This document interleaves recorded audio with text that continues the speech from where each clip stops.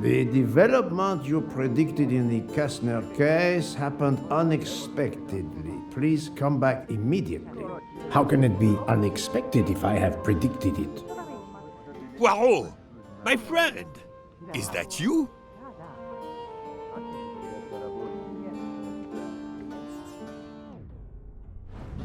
Poirot, it is I, Book.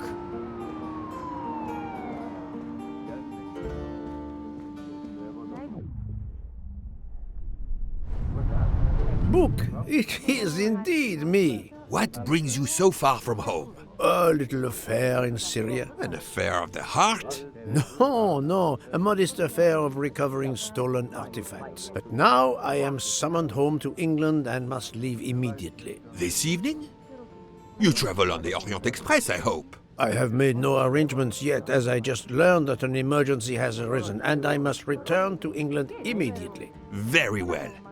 It will be my pleasure to secure you a sleeper on the Orient Express. If the director of the line insists, I accept with pleasure. And we'll dine together, for I too depart this afternoon. We'll have plenty of time to catch up. I'll have the hotel transfer our luggage.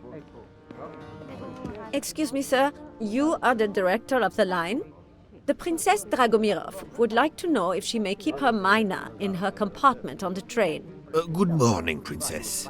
It is an honor to welcome you aboard. There is absolutely no problem for your pet. You will ask about his food? Oh, yes.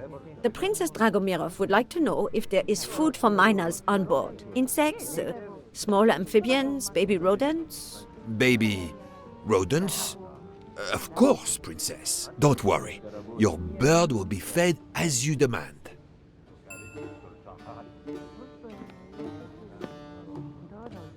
You there, desk clerk. One moment, sir. Listen to me. Call the police. My train ticket has been stolen. Stolen? Oh dear. Oh dear. You travel by the Orient Express, monsieur? Arbuthnot. Captain Archibald Arbuthnot, formerly British Army, now retired. And yes, I'm taking the Orient Express to Paris. But what business is that of yours? My name is Book. I am the director of the line at your service. And perhaps this gentleman could assist you. He is Hercule Poirot. But I must make that train. A train ticket. Yesterday I recovered artifacts worth several millions. Please, my friend. It's not just any ticket. It's an Orient Express ticket. Very well, I will investigate. Thank you, Poirot. I will arrange a car to Circetchi station for us.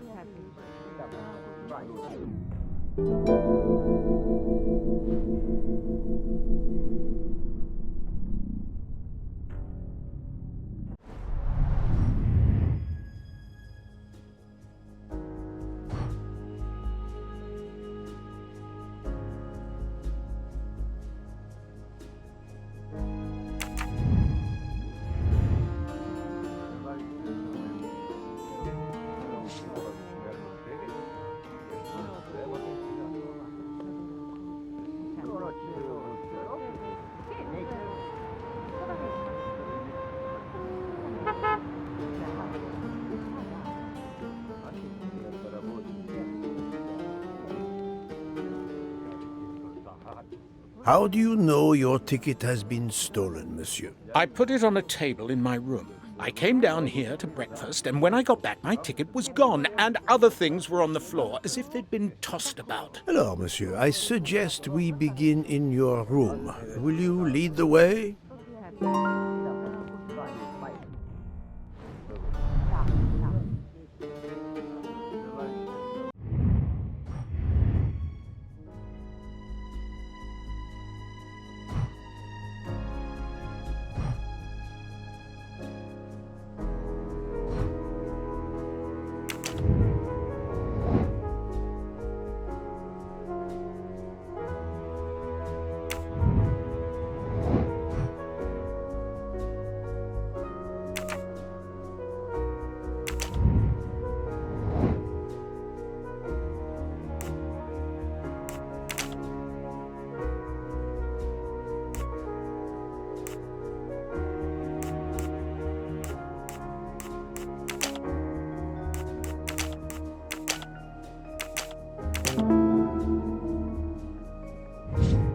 That was easy.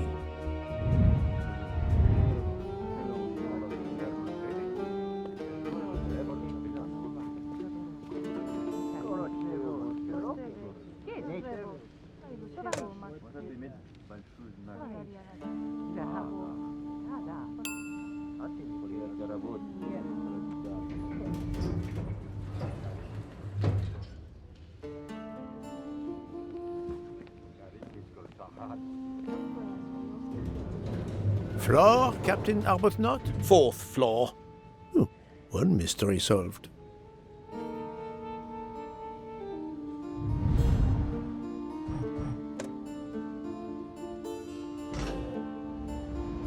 I suppose I can exercise my powers of observation while we wait.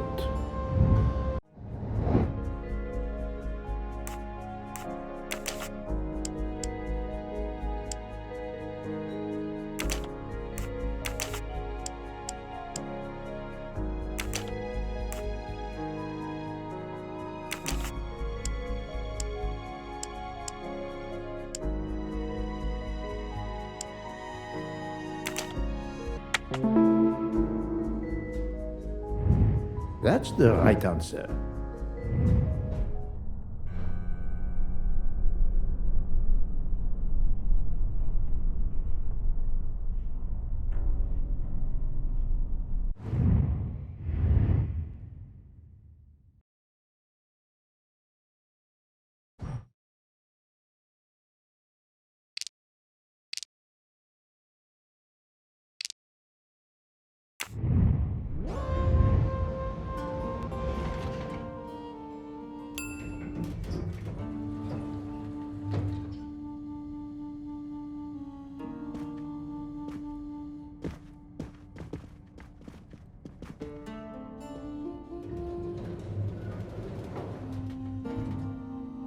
My room's along here.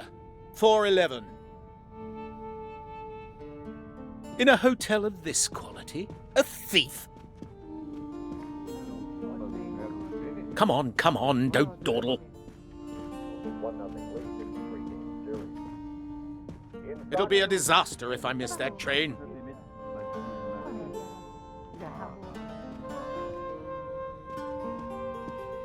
You have locked the door, monsieur? Naturally. This is a foreign country. You have the key card? Of course. We will enter.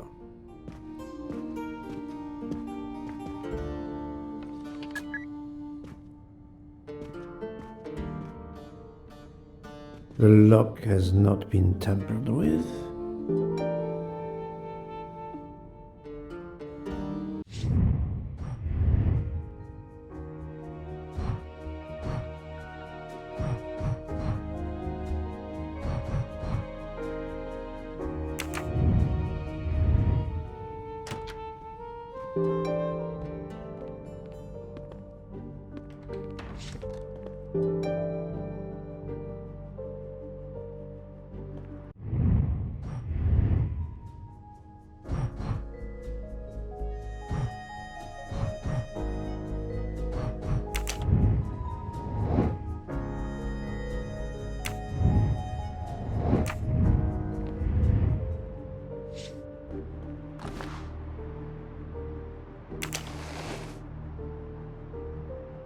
The wallet is somewhat worn. It contains just over $200 and the usual cards. The wallet is somewhat worn.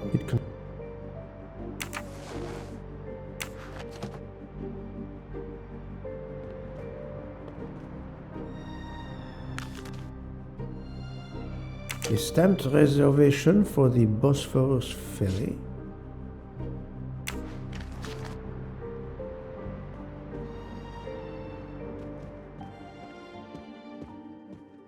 The bed is skillfully made. This earring, it is not the first time I've seen it, but where?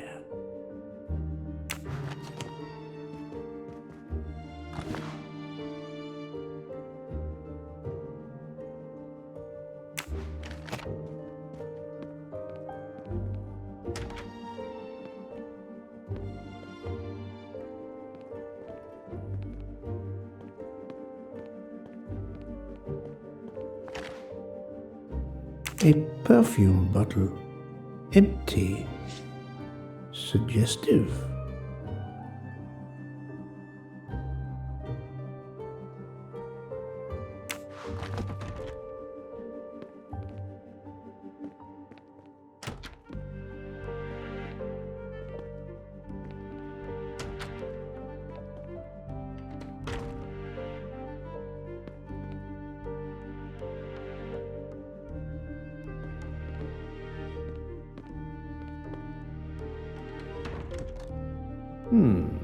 Water with traces of soap. The water is scented.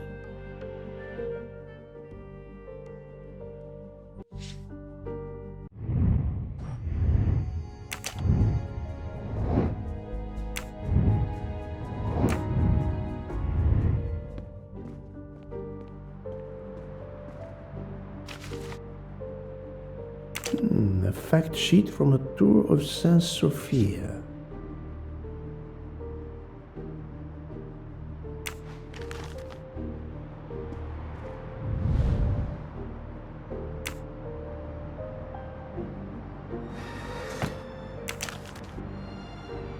A brochure for this fascinating city.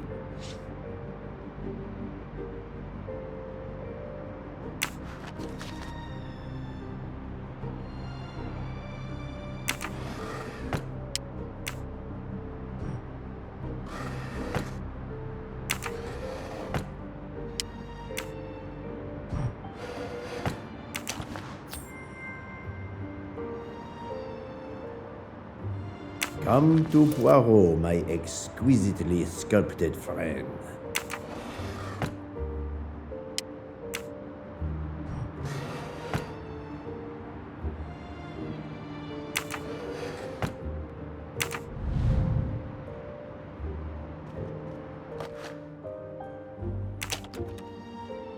A conspicuous gallantry cross for meritorious service in Iraq, yet he only retired as a captain.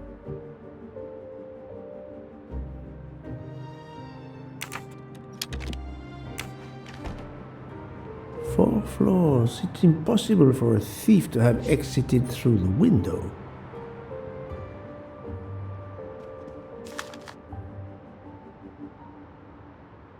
A list of travel expenses. But how did these papers end up on the floor?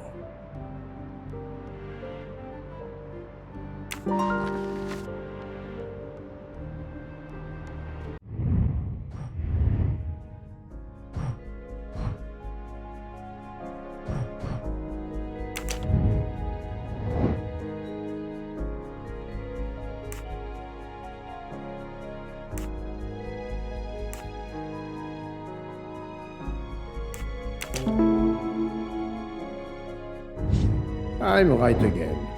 That happens to me a lot.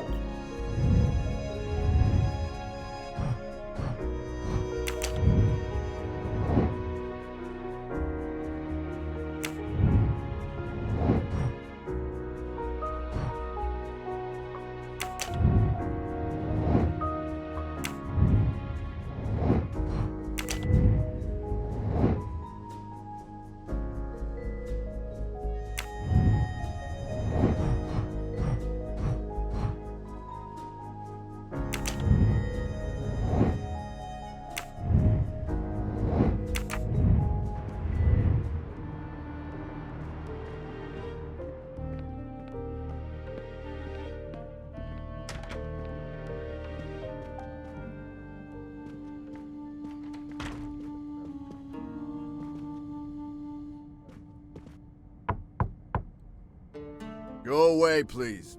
A brief word, sir. I will give you 2 brief words. Go away. Monsieur. I've been traveling all night from New York. Must I call the management? Pardon, monsieur. I do not believe we have awakened a thief.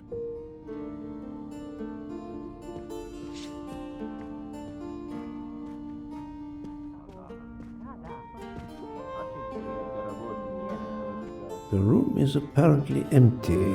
I will leave it for the moment.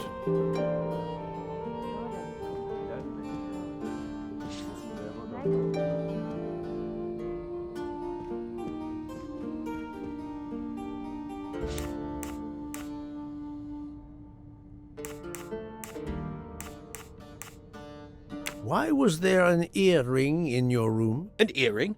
A previous guest, I suspect. I don't wear them. How long were you at breakfast, Captain? Half an hour or so. Just a roll and some coffee. Did you leave the window open? No. That must be how the thief escaped. I think not. Unless the thief had wings. The bed is very neatly made, but the corners are not military style. The price we paid for this hotel? I'm not going to make my own bloody bed. Interesting pronoun, that. We.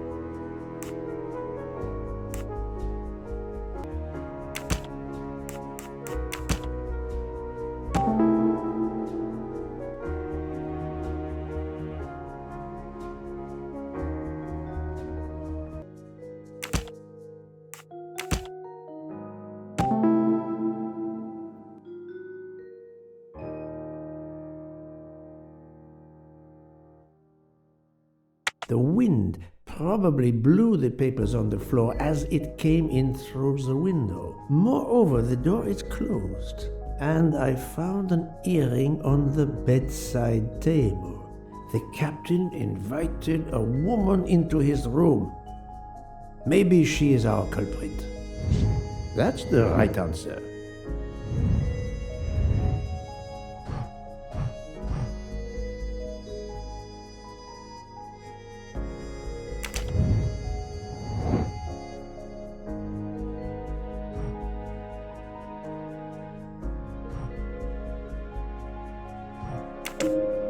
This is the most likely answer.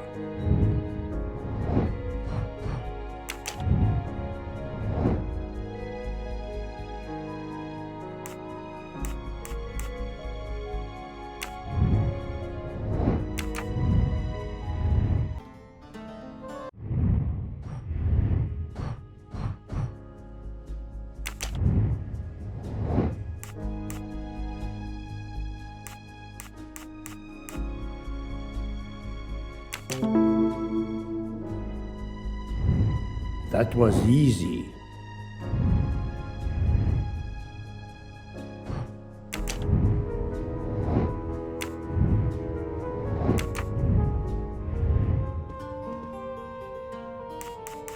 Captain Arbuthnot, I have examined your room. Much was revealed, possibly more than you expected. Rest assured we will soon find your ticket. It's about bloody time. I have a train to catch. As do I. You are traveling on the Orient Express? We? If you will be good enough to answer a few questions, we may both make our train. Ask away. Please give me an account of your movements yesterday. I spent most of my day in Istanbul, sightseeing. I returned to the hotel as the sun was setting. The desk clerk can confirm I was alone when I picked up my key. I spent the night alone. I had no visitors in my room.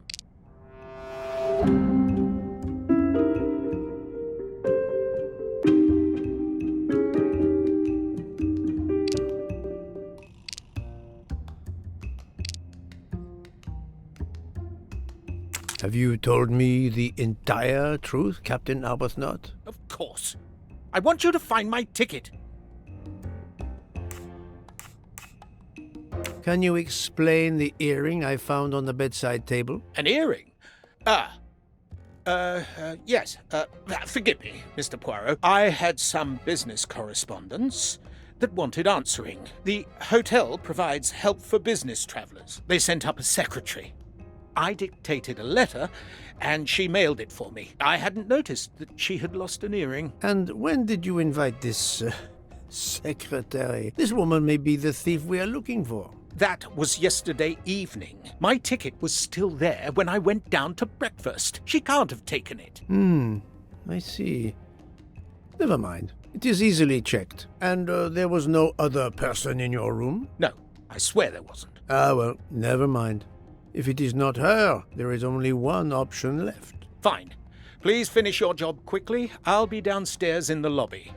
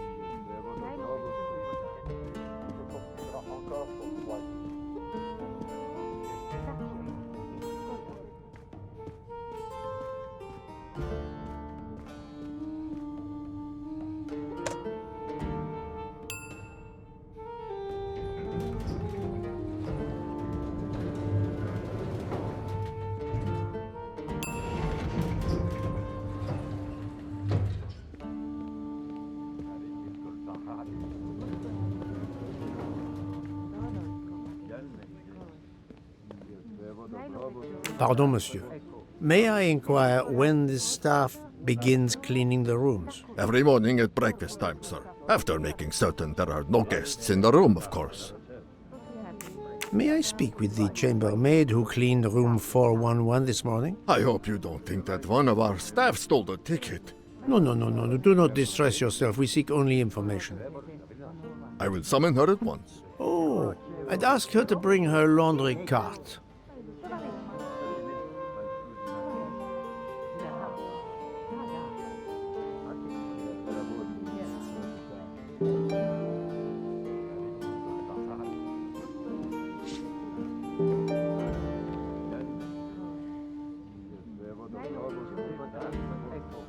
Do not be frightened, mademoiselle. Did you clean room 411 this morning? Room 411? Yes, that is one of mine. Did you see a ticket on the desk when you entered the room? I'm sorry, I didn't notice a ticket. There was a wallet, but of course I did not touch it. Did you open the window? Yes, we always air the rooms. Oh, but I forgot to close the window. While I was making the bed, the person from next door was pounding on the wall. I wondered if he needed assistance. I tossed the dirty sheets in my cart, quickly finished mopping, and went to see, but it was nothing. But I'm afraid I left the window open. I'm so sorry. The window left open, papers scattered on the floor. The chambermaid cleaning the room. I believe I can now visualize what happened.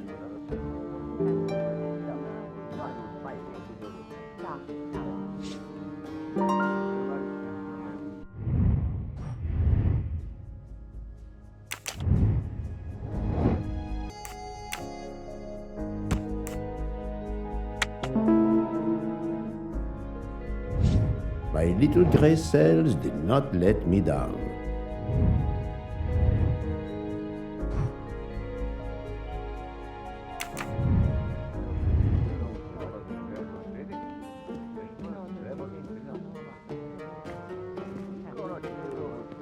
Mademoiselle, would you be so kind as to look in the sheets from room 411?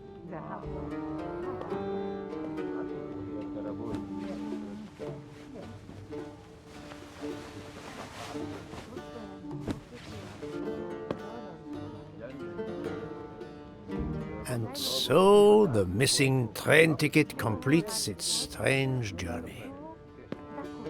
An open window, a laundry cart, and an annoying neighbor. But chance is the only guilty party in this dark mystery. Mr. Poirot, I apologize. I believe my concern got the better of me, and I forgot myself. Thank you. It was a case of great magnitude. I'm glad I was up to the challenge. And that, I think, is that.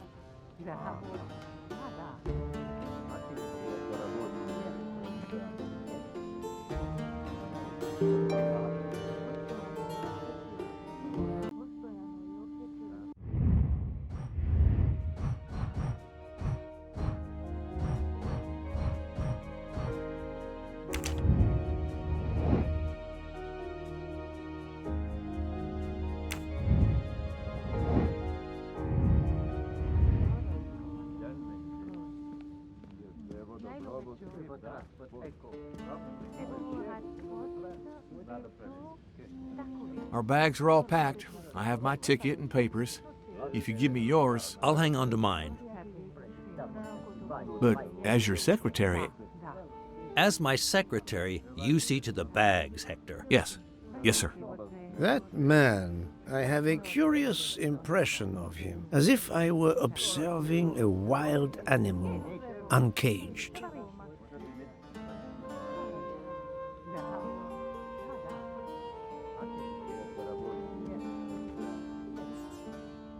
We must leave for the station. Our bags are in the taxi. Did you find the ticket? It was a case most difficult, but somehow Hercule Poirot managed. I knew you could do it. Now we can sit back and enjoy a relaxing train ride.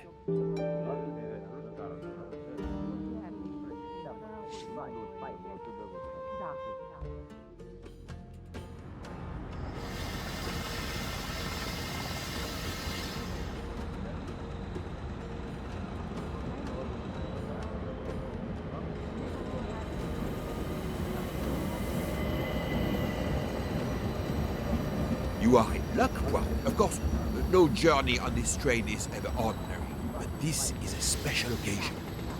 To celebrate the 140 years of the Orient Express, the engine will be none other than the splendid Pacific 231G558. There she is, Poirot. The most celebrated train in history. Oh, my eyes fill with tears of pride. It is time we were aboard, my friend. Follow me. The wagon-lit conductor, Pierre Michel, will direct you to your compartment. Lead the way, Book. It was built in France in 1922 by the Compagnie Batignolles-Châtillon. At the time of its purchase by the SNCF in 1938, it could reach speeds up to 130 kilometers per hour. Wait until you see. It is like traveling back in time. Today, the train is limited to 100 kilometers per hour. I assure you, that will be more than fast enough to get you to Paris in time for your connection to London. In the meantime, you will bask in the magic that is the Orient Express.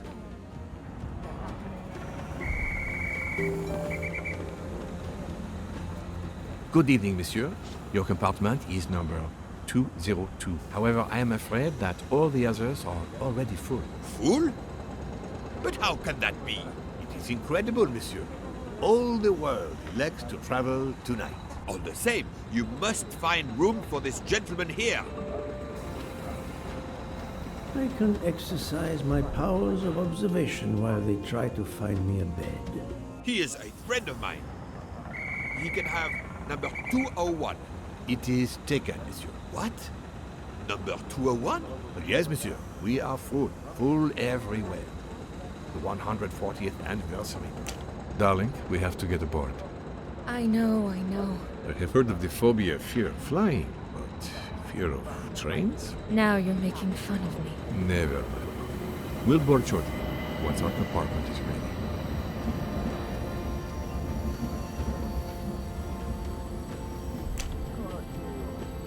Notice the young woman from the hotel. She again wishes to watch the old man with his little friend, but not to be seen herself.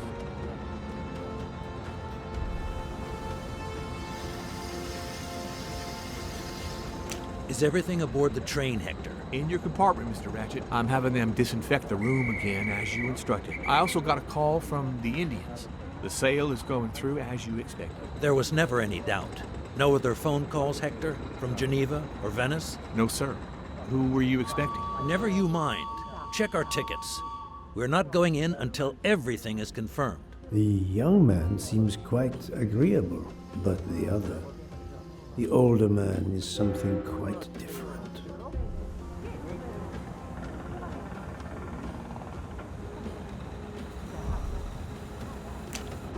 Mary. Not now. Not now. When it's all over, when it's behind us, then.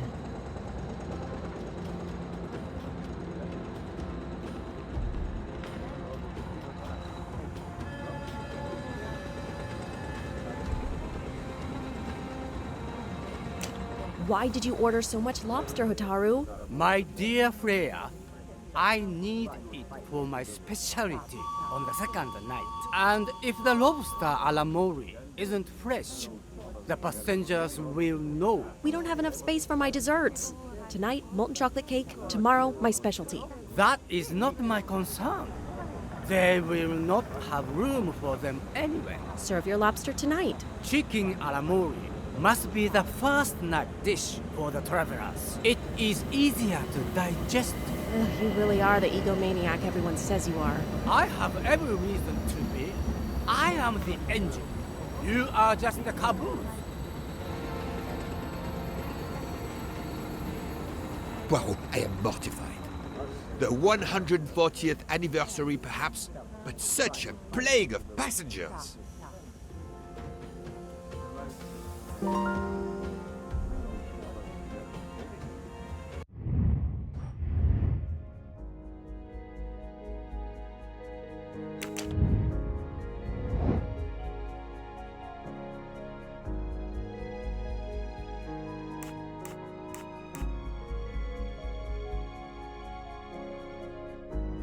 Right.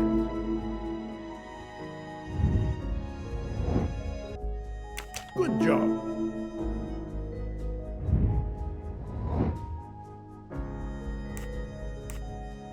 Great.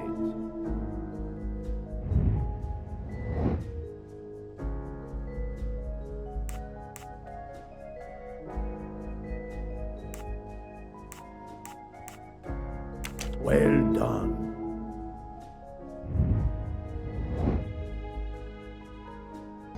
Right. Et voilà.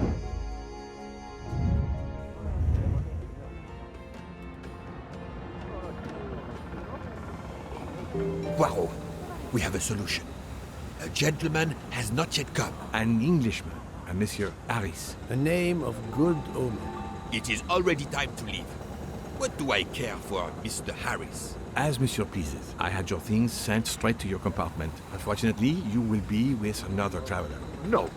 Only for the first night. It cannot be helped. I will survive, mon ami. Monsieur Book, we can't find enough space in the kitchen refrigerator to store all of my ingredients. How is it possible? His recipes are extravagant. We need to leave something on the platform. If my lobsters don't go, I don't go. And have the passengers of the Orient Express go hungry? Never! Must I intervene? The problem is unworthy of Poirot, but I do not intend to starve on the most luxurious train in the world.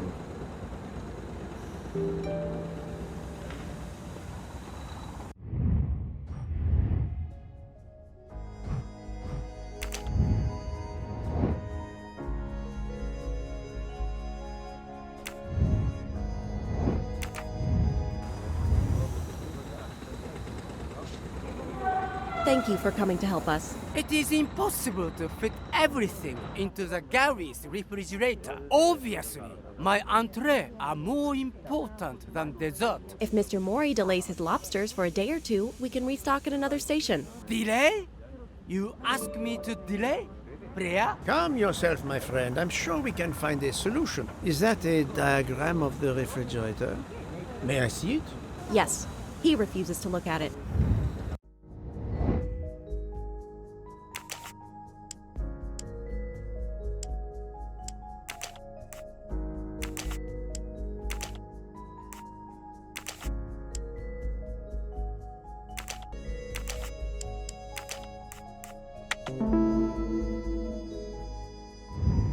That's the right answer.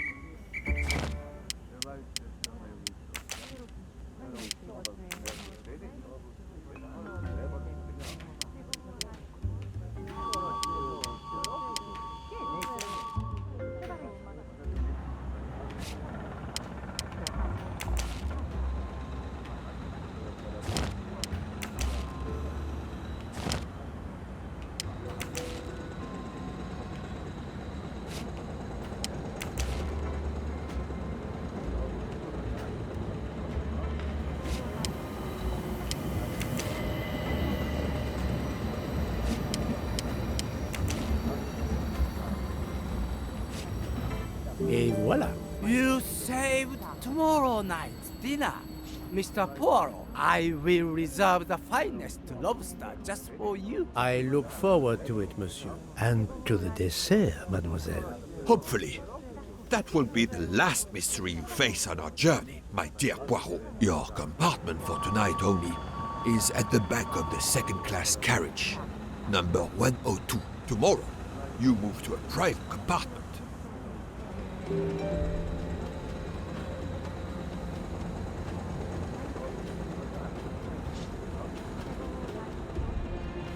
Welcome, Monsieur Poirot. I apologize for the delay. Thank you, Monsieur Michel. I am delighted you could accommodate me.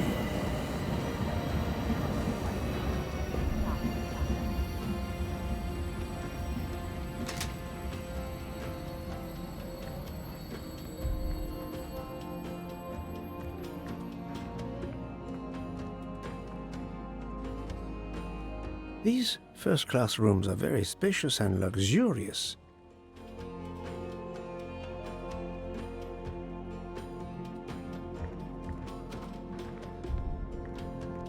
Wrong compartment.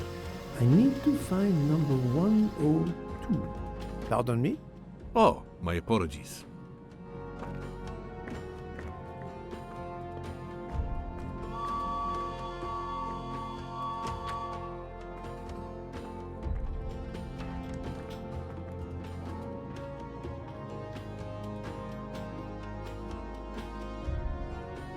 This lady has a style of her own, eccentric but chic.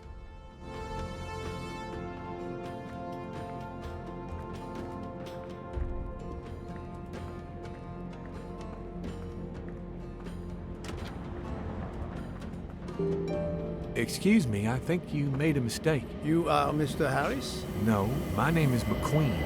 There is no other berth on the train, monsieur. All is arranged. Yours is the upper berth. We start in 1 minute. The train's remarkably full. En voiture! Listen, sir, if you'd rather have the lower berth, easier and all that, well, that's all right by me. No, you are too amiable. It is for one night only, at Belgrade. Oh, I see. You're getting out of Belgrade. Not exactly.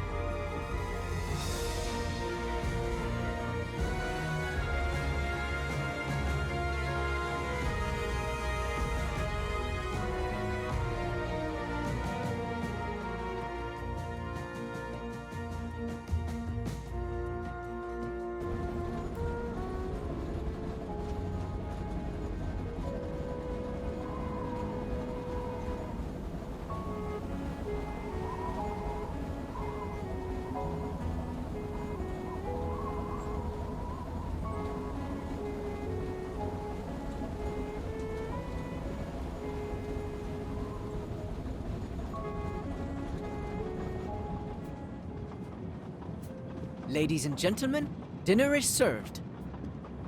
You may join the rest of the passengers in the dining car.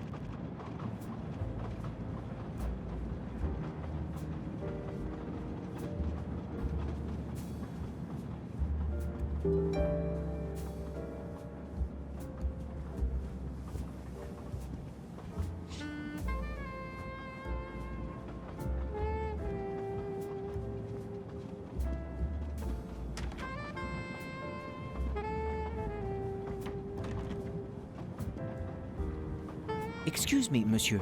Pierre asked me to inform you that a passenger left us, so his room is yours. Monsieur Bouc instructed that your things be transferred to room 202 during dinner. You will be more comfortable in first class. It is true what you say. Thank you, Mr. Fauché, monsieur.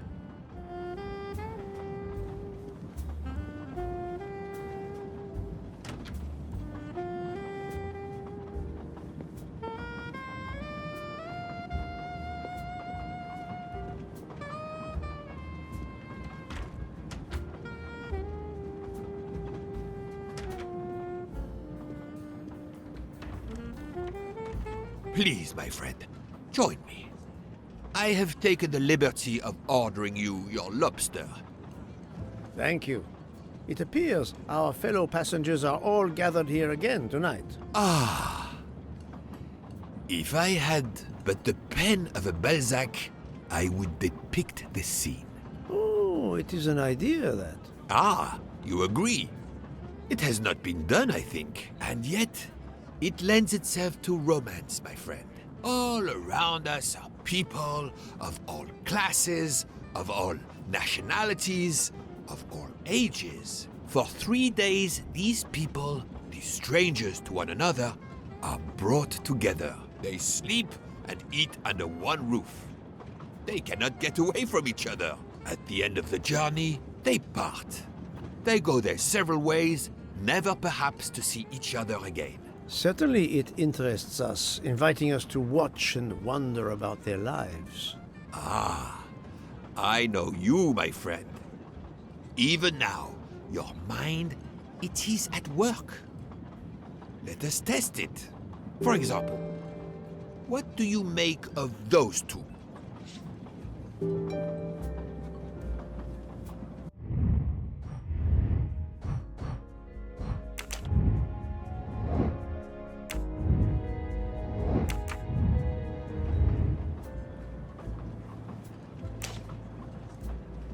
I was visiting my daughter. She works at the American Embassy in Istanbul. I told her she'd never find a husband there. Since I wanted to see Paris on my way home, she told me I should take this high-class train. I can't wait to see Paris. It looks beautiful in the movies, but it couldn't be more beautiful than Schenectady in the good old US of A. That's where I'm living now. And you, Miss Debenham, was it? Where do you hail from? I was born in the UK. Oh, that's in England, isn't it? What do you do for a living? I teach English to children in other countries. I see. Oh, I wish I spoke a foreign language. My daughter speaks several languages. Let me tell you about her work. It's very important.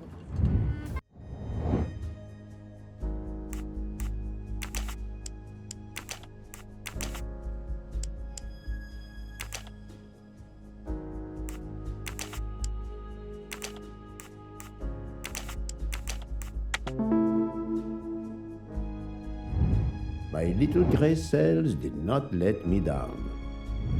There is much you can learn about someone just by observing them and listening. For example, that lady is reserved. She reveals little. She is self-contained. Some secret prompts her to allow her dinner companion to carry the conversation. I confess, in this case, what I witnessed in Istanbul suggests more. But I will respect her privacy. You will always amaze me.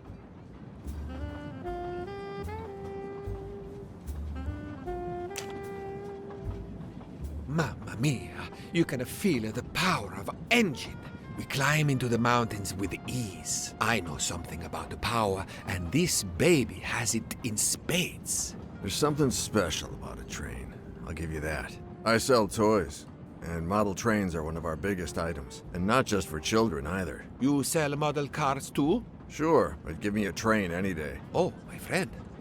What do you have against the cars? Now I work at Fortuna in Italy as a spokesperson. We are producing the next generation of electric cars, the Fortuna Firenze. Like the city, it is beautiful. We got the competitors looking over their shoulders so much they're going to hit something. Didn't mean to be insulting. It's just that there's something magical about a train.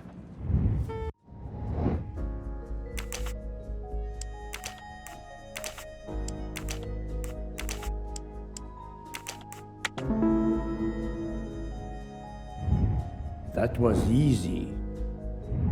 The loud gentleman is very confident, a master of his own fate. It is as much in the inflection as it is in the words. He believes in winning, also that he is the one who will win. You are a magician. Oh, it is not a parlor trick, my friend. It is simply observation.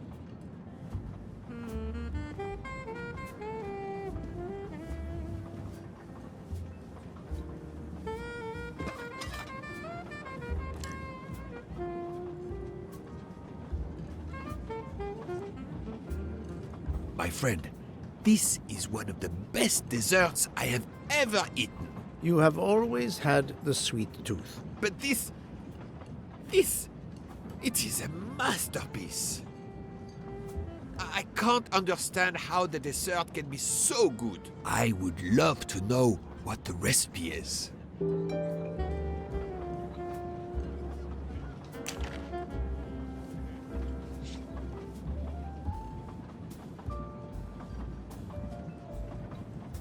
I couldn't tell what flavor the ice cream is. It looks like lemon. Look at the zest. Yes, I wasn't sure what that was.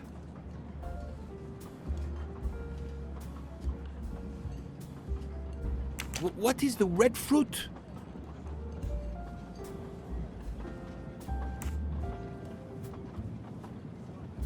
It looks like a raspberry. You have a good eye, Poirot.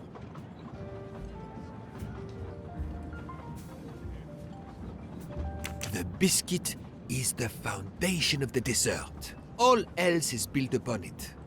What do you think? It looks like crushed biscuits, my friend. Finely observed, indeed. Poirot, I am embarrassed to ask you a great favor. My friend, I am on this train due to the great favor you have done me. How may I assist you? This dessert is sublime. If only I had the recipe. Unfortunately, the pastry chef, Miss Nielsen, she will guard her secrets. But you, my friend, I am sure you could make her confess. You wish me to persuade the pastry chef to give up her recipe? You who are the expert at interrogation. Book, it is a dessert. It is the pinnacle of desserts. You, my friend, who, as you say, are on this train, I blush to remind you. Fine, you win. Again, what wouldn't I do for you, my friend? Oh, thank you, Poirot. Good luck.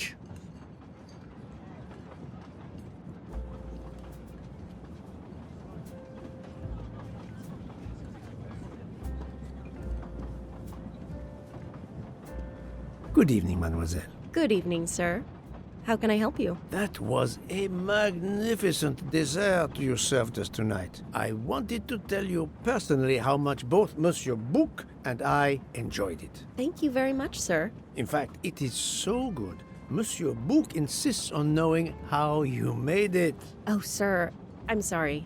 You must know a chef never gives away their recipes. But, well, you helped with the refrigerator, and without space in it for me, there would have been no dessert. Very well. To prepare tonight's dessert, first I melt sugar to make caramel. Then I spread this caramel to make tuiles. Between two tuiles, I add a small scoop of lemon ice cream, and I put the whole thing on a strawberry crown. Poirot, you are suspicious even now. The pastry chef gave up her prized recipe a little too easily. I sense she wasn't entirely honest with me.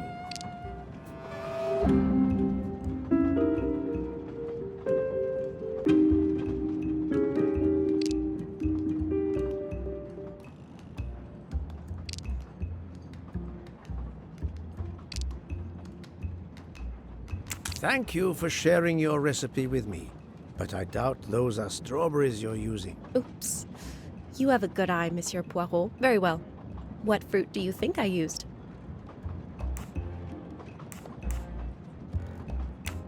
You used raspberries, not strawberries. I'm not fooled. You're right.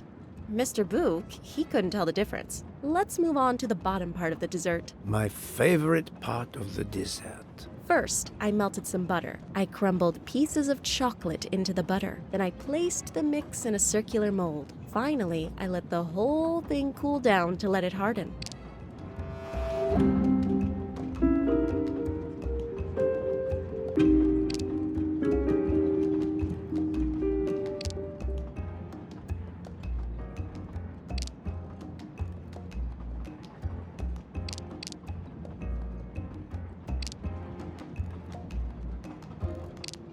It's certainly not chocolate that you've crumbled. I see you do have an excellent palate. Do you know what ingredients I used? A clever pastry chef might mix crushed biscuits with butter to create this delicious base. That's it. You're getting closer to the entire recipe. Closer? I've caught murderers with less difficulty than this. I'll give you one last challenge. I'm sure you will be able to figure out the order I mix my ingredients in. If you can, you will have earned my recipe. Mademoiselle, solving the murder of Roger Ackroyd was easier than this.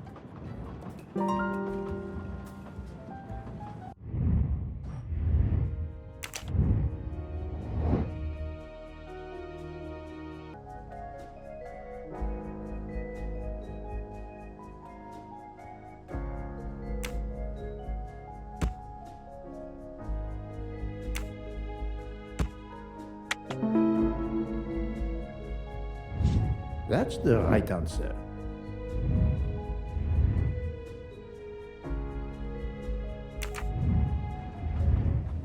As promised, my recipe is yours. Give me 5 minutes to write it down for you. Thank you. I am in your debt.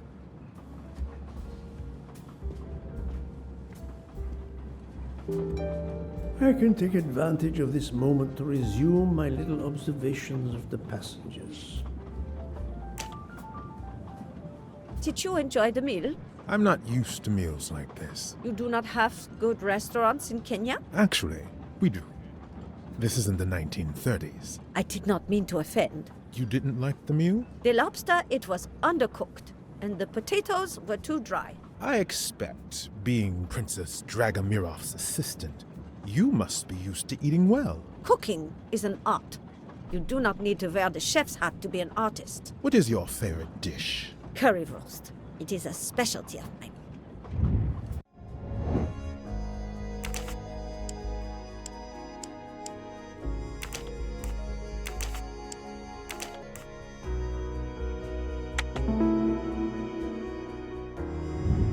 That was easy.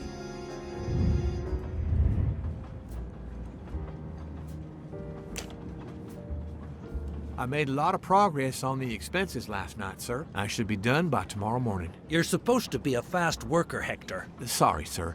Working here is not as comfortable as in our office in Boston. You're lucky to ride in a train like this.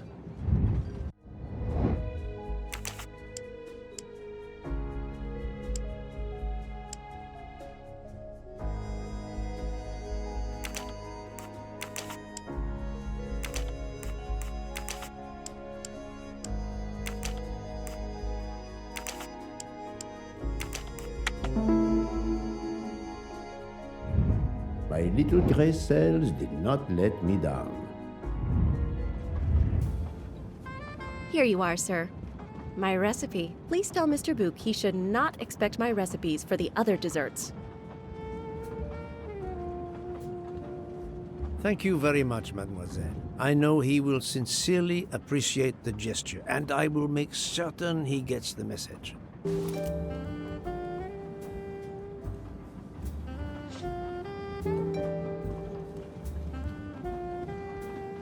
Poirot, you were gone such a long time.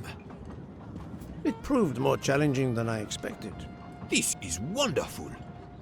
Did it require the use of your little gray cells? More the exercise of my little taste buds. Thank you so much, my friend. Eat your dessert. You've earned it.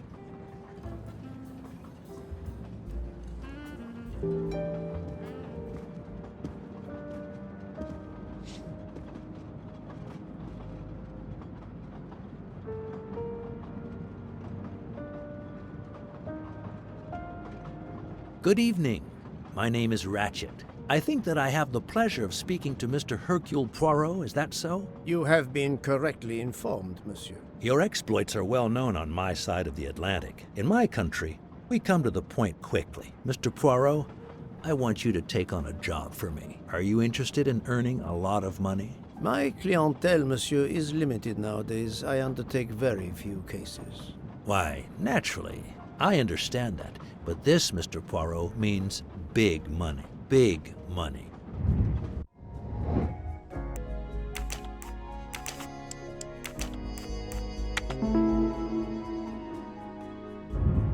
That was easy. What is it you wish me to do for you, Monsieur Ratchet? Mr. Poirot, I am a rich man. A very rich man. Men in that position have enemies. I have an enemy. Monsieur, in my experience, when a man is in a position to have, as you say, enemies, then it does not usually resolve itself into one enemy only. Yes, I appreciate that point. Enemy or enemies, it doesn't matter. What does matter is my safety. My life has been threatened, Mr. Poirot. Now, I'm a man who can take pretty good care of himself. But as I look at it, a little insurance wouldn't hurt. And remember, big money. I regret, monsieur, that I cannot oblige you. What's wrong with my proposition? If you will forgive me for being personal, I do not like your face, Mr. Ratchet. Oh, if you wouldn't mind, I'd like to finish my coffee peacefully.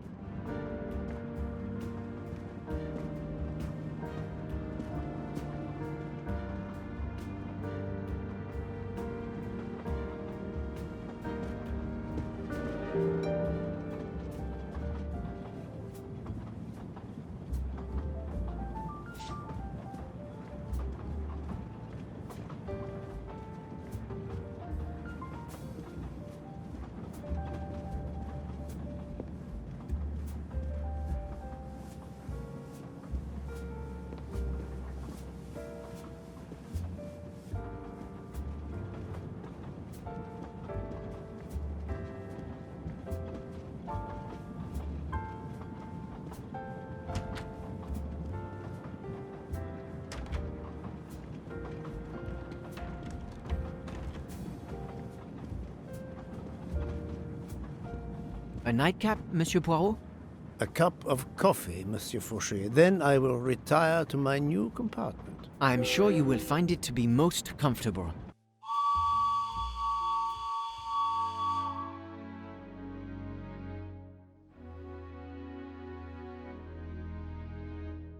We have stopped? Yes, sir. Belgrade Station. If you'd like to go out and get some fresh air, now is the time. The train leaves at 9:15. No, I see that it is snowing. I will not seek out the fresh air. Probably a wise decision. May I suggest a chocolate to accompany your coffee? It is produced by my father, the best chocolatier in Switzerland. I would never refuse a chocolate with such high recommendation. I know you will enjoy it, and please let me know if there is anything else you require.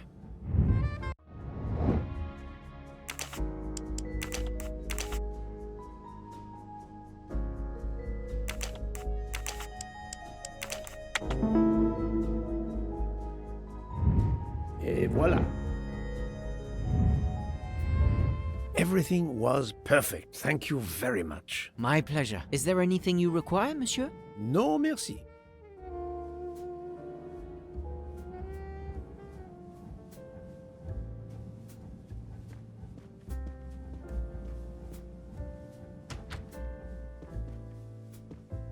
Why, I thought you'd left us.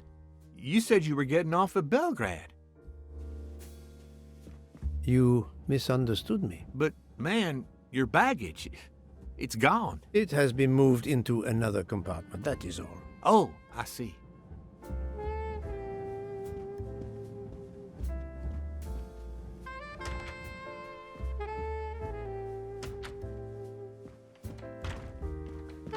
I wish you a good night, Monsieur Poirot. Good night.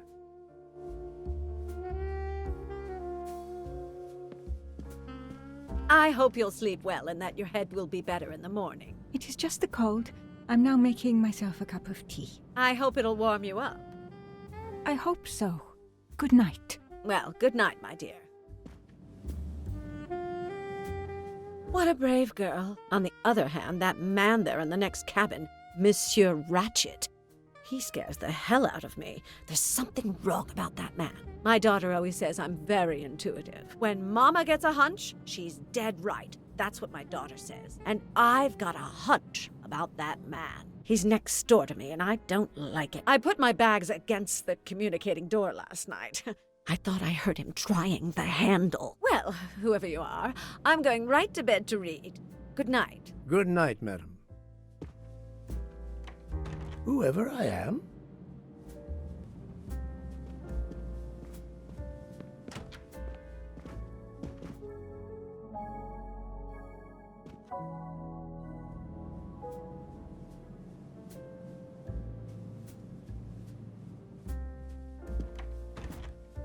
Monsieur Ratchet seems very upset.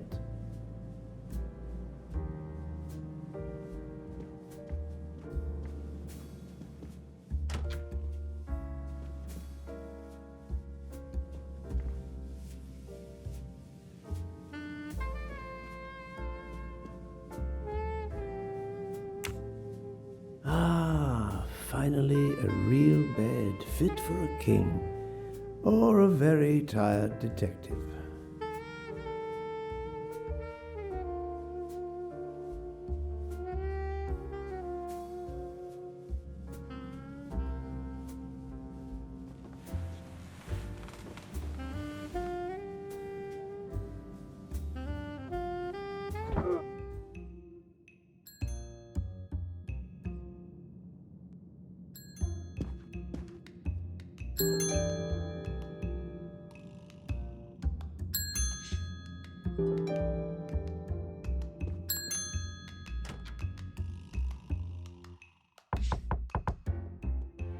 Monsieur Ratchet?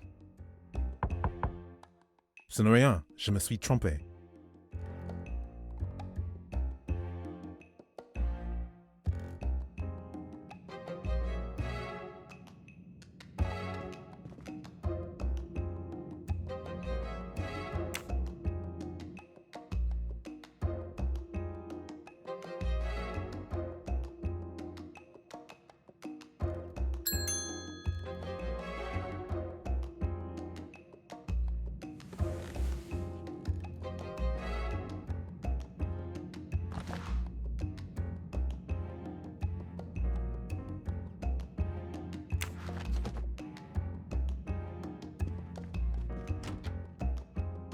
Good night, madame.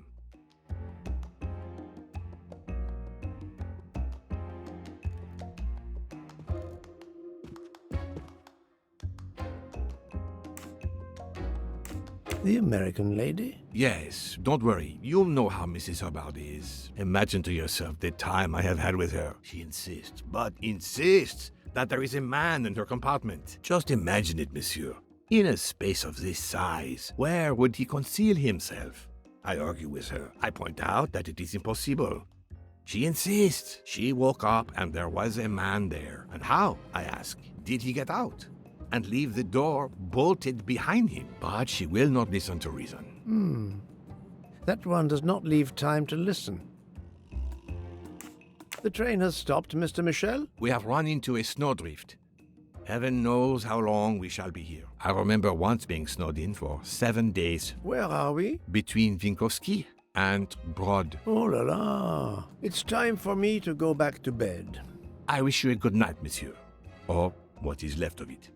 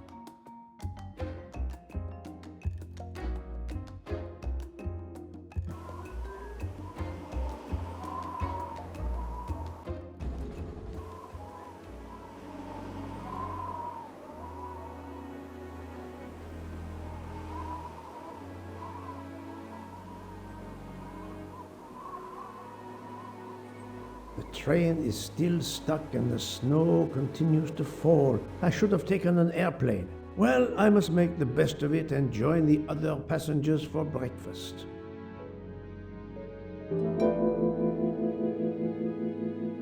The train still hasn't left.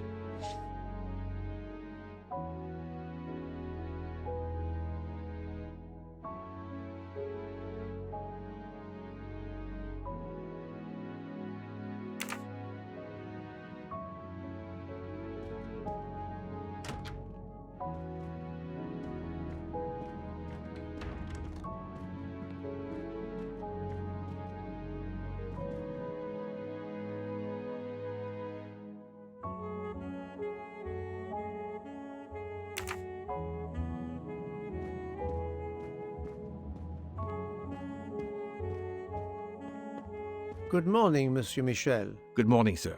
Please enjoy our special breakfast in our restaurant.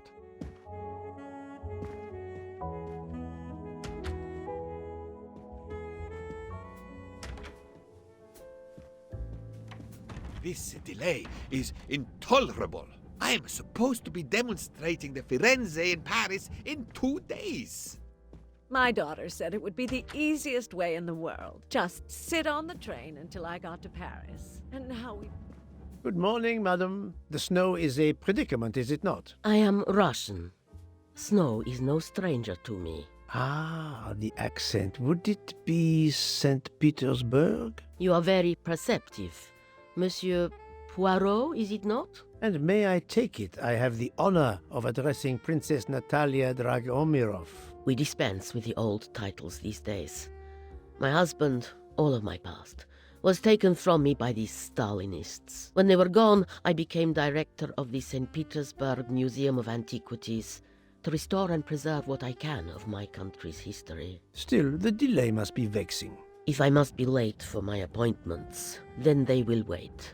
I know that I would certainly wait, madame. It has been my extreme pleasure to make your acquaintance, madame. Au revoir, Monsieur Poirot.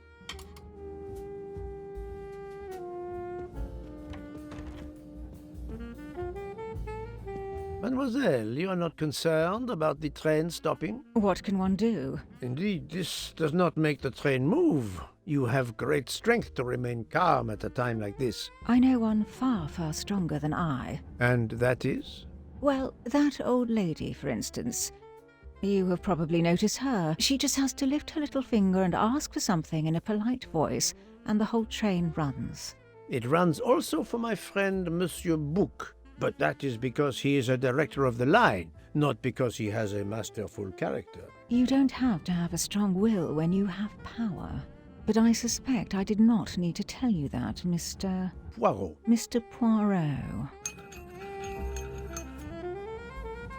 Good morning, Mr. Fauchet. You have early customers, I see. Yes, I am stuck serving here as well at breakfast.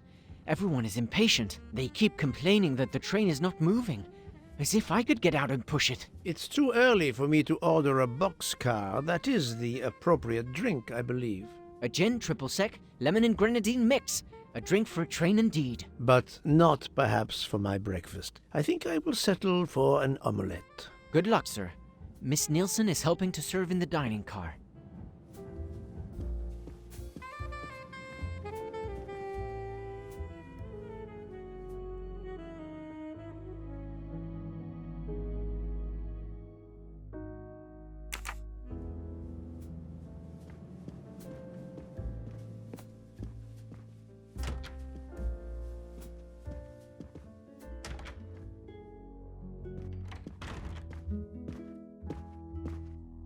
How long are we expected to be stranded here? It won't do much good complaining to me. That fellow there with the moustache, he may know something.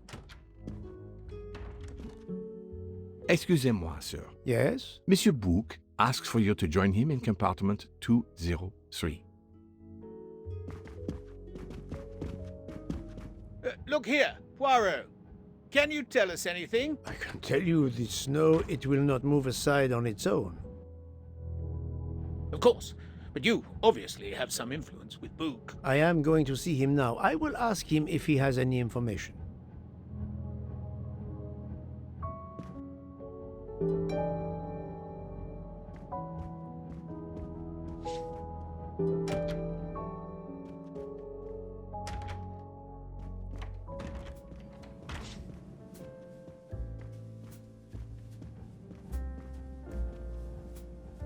A beautiful piano. What a luxury. Pity there's no one to play it.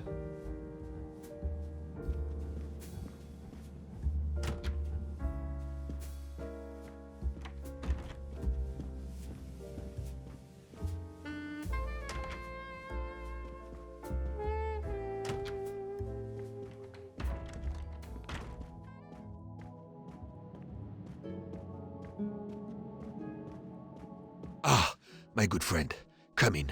We have need of you. What has occurred? A passenger lies dead in his bed, stabbed. A passenger? Which passenger? In there.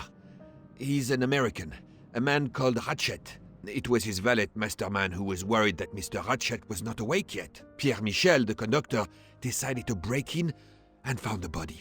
I see. Well, my friend, I think it is best not to touch anything and wait for the police to arrive. Oh, I tried to call the police, but there is no cell tower for many kilometers. We could be stuck in the snow for hours. The murderer is with us. On the train, now! The sooner we catch him, the sooner we'll be out of danger. Dr. Constantine is already examining the body. Mon ami, this is not a missing train ticket. We must follow procedure. We must wait for the police to secure the crime scene. Please, Poirot.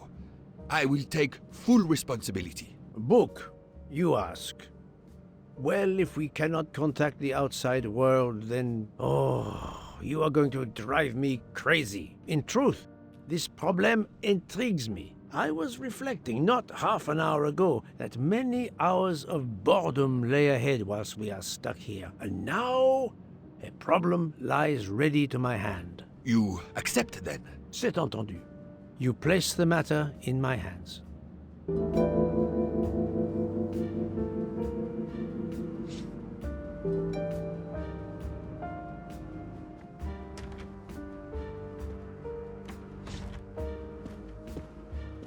Mr. Poirot, I am Dr. Constantine. Forgive me, Doctor. You are a medical examiner? No, but I have assisted in post-mortems at Nairobi Hospital, where I am a teaching fellow. I am familiar with your excellent institution. I do not intend to perform a full autopsy, but a preliminary examination should be of some use. Of course. May I have a look? Then we can compare notes. Please. If you need any help, I won't be far away.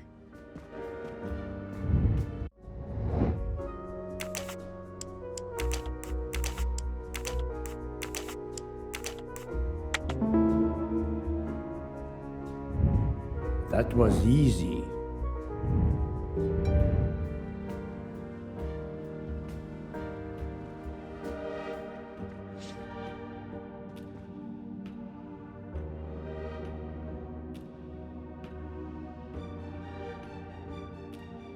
As you see, the victim has been stabbed many times. Several alone would have been fatal. Yes, I agree. An attack most savage. I will, of course, prepare a complete report on my findings. Thank you. I'll take photos.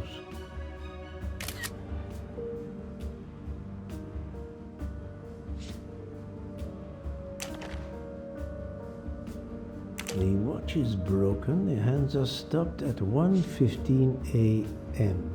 One would expect that to be the time when the attack occurred.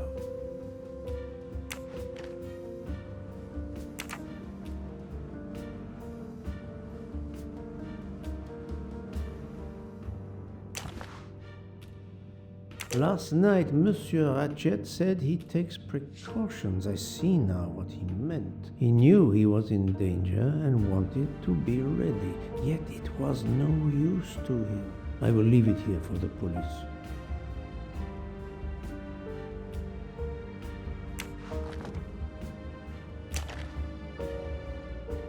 This phone was deliberately smashed.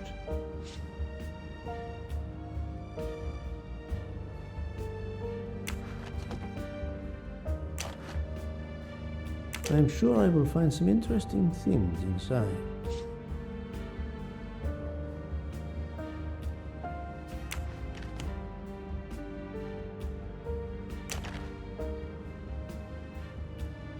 Did it belong to Ratchet?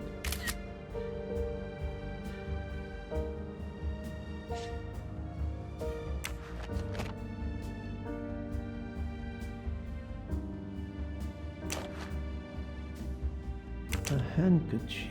There's a letter H embroidered on it.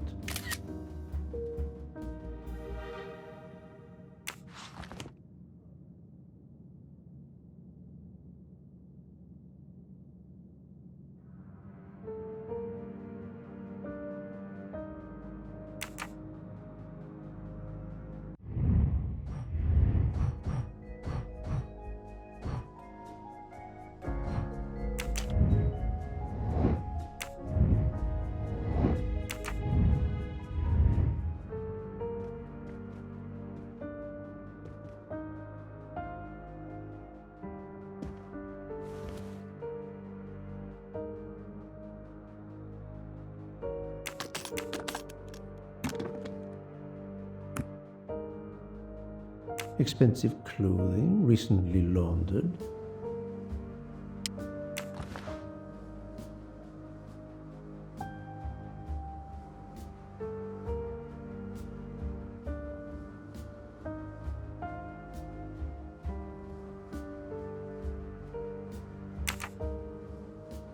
Not exactly the reading material one would expect of a man like Ratchet.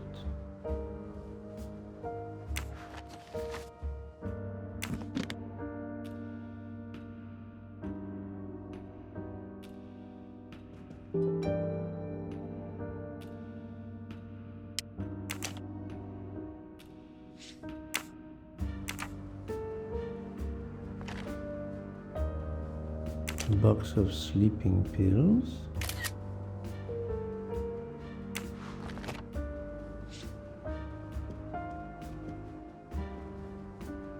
Where can the killer have gone? The chain lock is broken. Monsieur Michel told me that he broke the chain on the door to get into the room. I shouldn't leave until I have finished inspecting the crime scene. This door communicates with compartment 204. The latch is open on this side.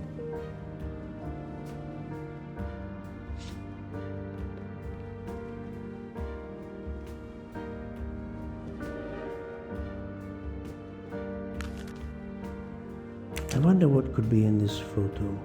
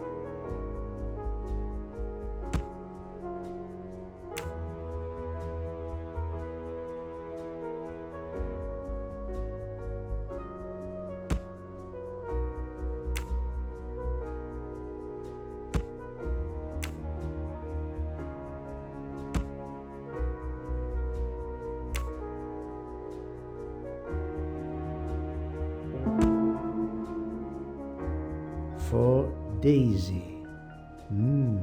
Interesting. My little gray cells did not let me down.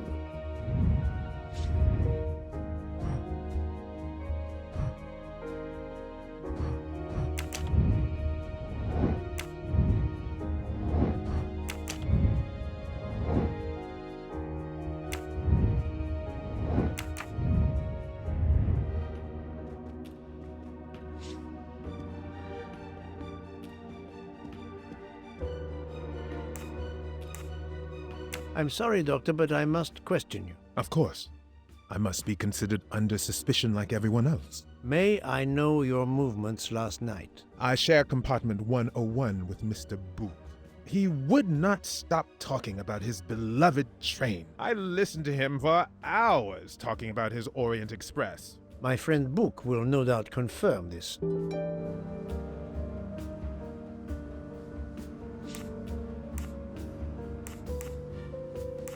Did you touch anything in here this morning? I checked for a pulse. There was none. Rigor mortis had commenced. The body was cool to the touch. I touched nothing else. Did you know the victim? Not at all. I noticed him last night at dinner, but I did not pay much attention. What can you tell me about the victim? He died from multiple stab wounds of varying angles and depth. More than one would have been fatal. I would place the time of death roughly between midnight and 2 a.m. With more time, I hope I can be more precise. I assume the open window complicates matters. Indeed. Conditions are not perfect. Thank you for your help, Doctor.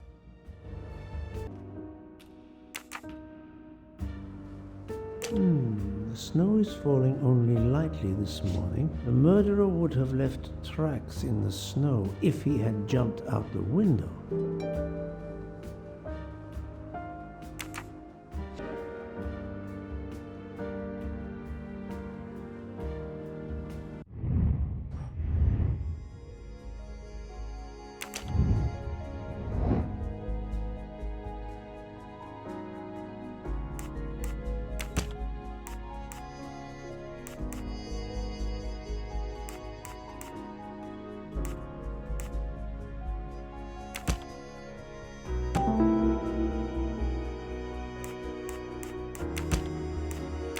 This is wrong, but I'm never far from the truth. No, not good.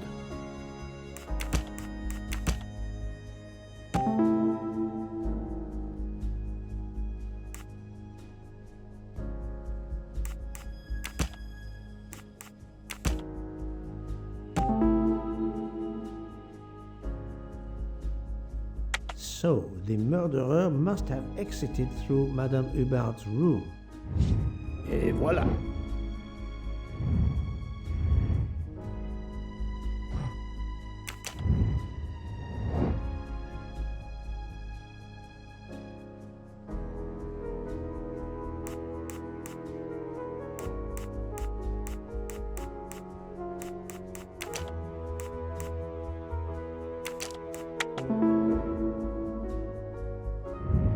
That was easy.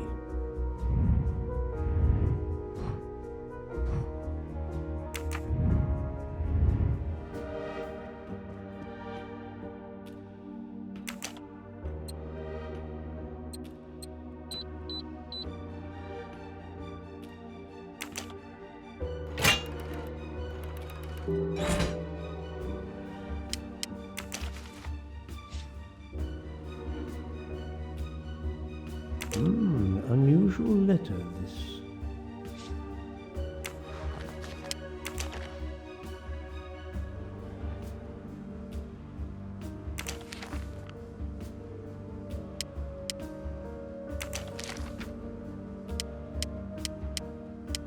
Ratchet had an appointment he will never keep.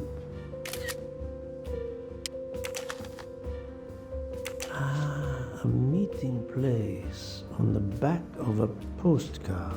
Someone with the initials A.W.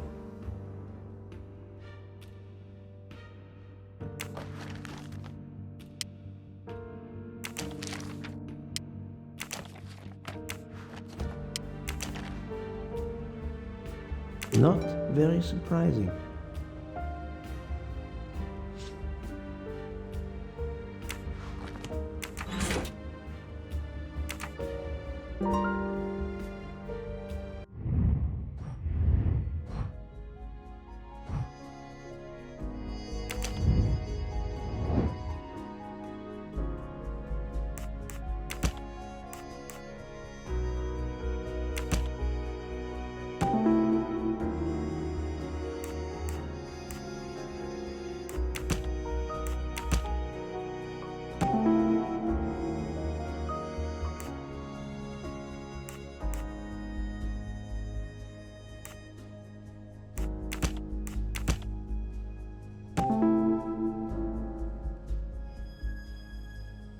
I can't imagine Ratchet taking a sleeping pill if he feared for his life.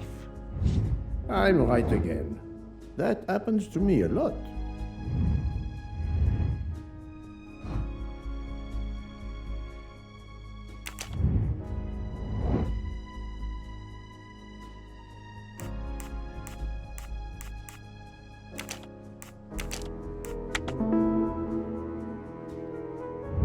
That's the right answer.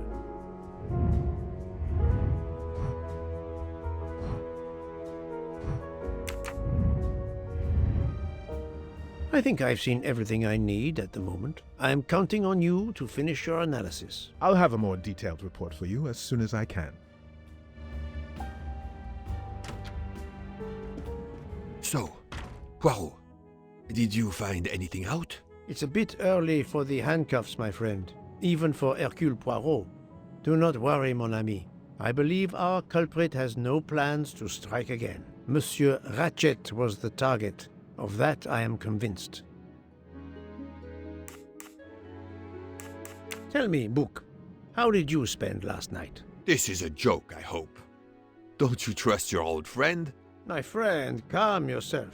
I must hear your story in order to corroborate other accounts. Ah, naturally. Let me see. I went to my compartment after dinner. Dr. Constantine was already there. We talked about his career. He's a Cambridge man, you know. After university, he returned to his country and has done much good there. He was so interested in the Orient Express. I told him all the anecdotes I know. I'm not certain when we fell asleep, but it was very late. Here is what I have found out.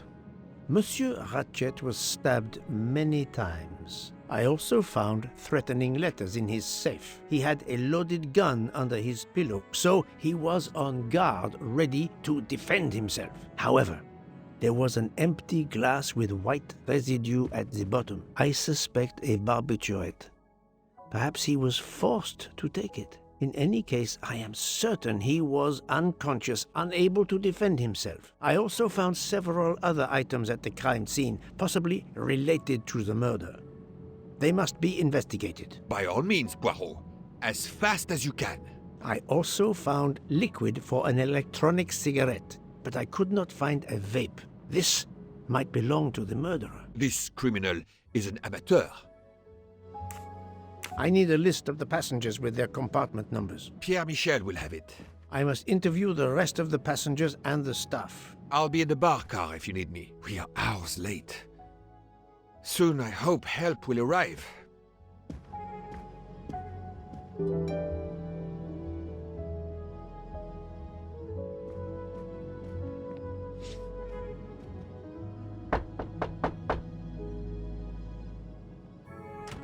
Good morning, madam. I am Hercule Poirot. Caroline Hubbard. What can I do for you, Mr. Poirot? I am the bearer of unfortunate news. It's obvious with all the commotion that something has happened. Madame Hubbard, I am afraid your neighbor, Monsieur Ratchet, was murdered last night. Oh my God! I knew it! I knew it! I would like to ask you some questions, but first, may I inspect your room? Of course, yes, you must.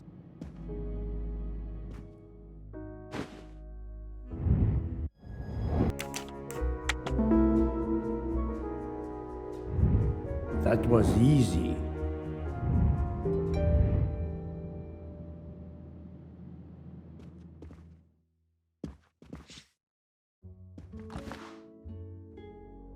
Here is a jacket button. It bears the logo of the Orient Express.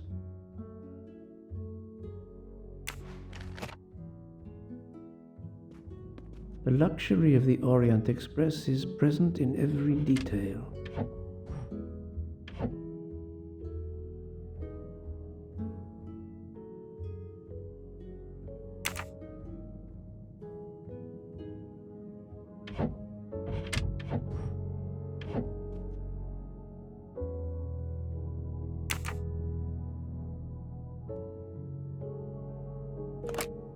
This door connects to Monsieur Ratchet's compartment. It was latched on this side.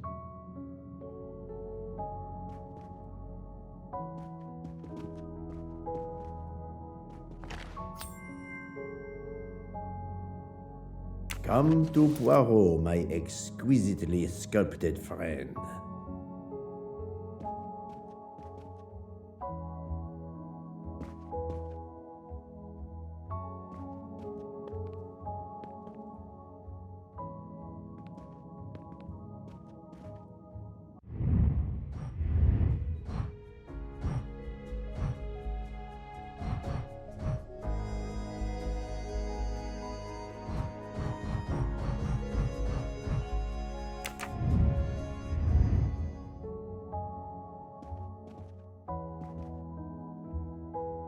Madame, please tell me about last night. The murderer was right here in my compartment.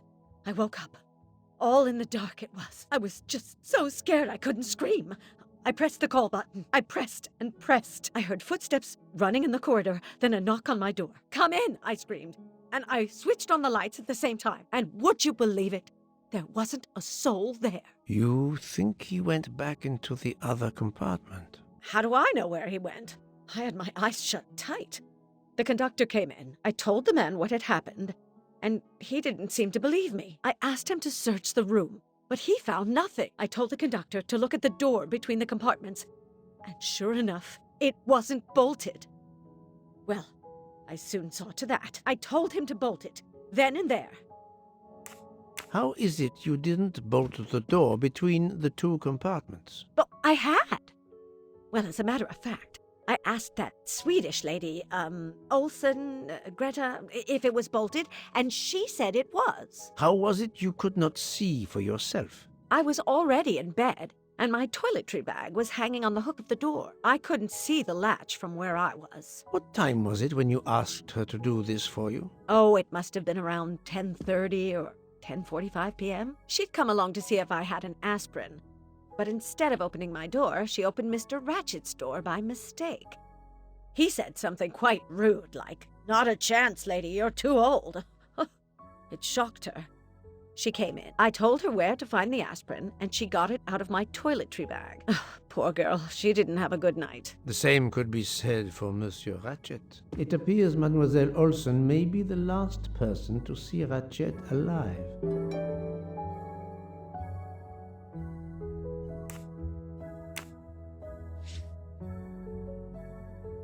Is this your handkerchief? No, not at all. Yet it is embroidered with an initial H, like your name. I don't care. It's not mine, and I would certainly never buy something so impractical as that frilly thing. Are you a smoker? No, definitely not. Filthy habit. I found a jacket button on your table. It looks like it belongs to a train employee. The button bears the logo of the Orient Express. Well, of course the conductor came in last night, but he didn't go near that table. Still, it's a safe bet that it belongs to the conductor. I'll check his jacket later, to be sure. I have not finished inspecting your room. If you don't mind,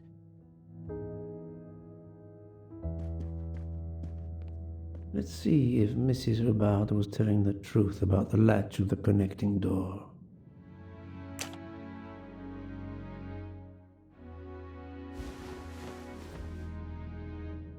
This hook is probably where Mrs. Hubbard hung her toiletry bag.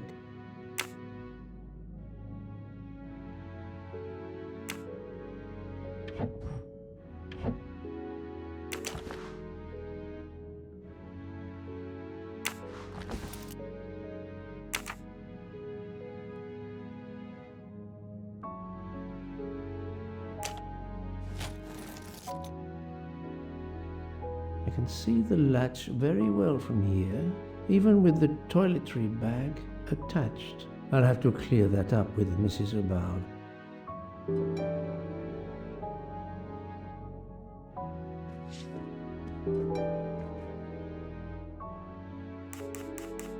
Mrs. Hubbard, you told me that the door connecting the two compartments was closed, correct? Yes, it was, as I told you. I was already in bed and my toiletry bag was hanging on the hook of the door. I couldn't see the latch from where I was. That's why I asked Miss Olsen to check if it was closed.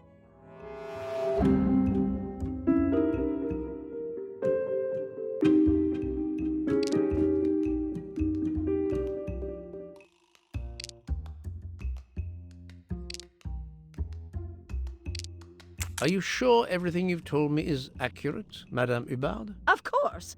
I have an excellent memory.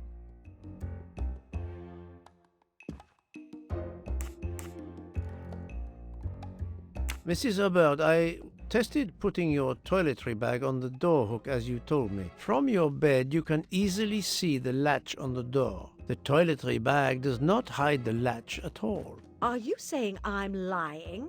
It may have been stuck somehow in a different position, or I may not have seen it in the darkness. Or I didn't think to look, you irritating man. Details matter, madame. A man has been most savagely murdered. You will excuse me if I attempt to separate the truth from the false. Forget my toiletry bag and focus on who entered my compartment. Probably after killing Mr. Ratchet. Madame Hubbard is a force to be reckoned with, but I suspect I'm not done with her. Thank you for your assistance, madame.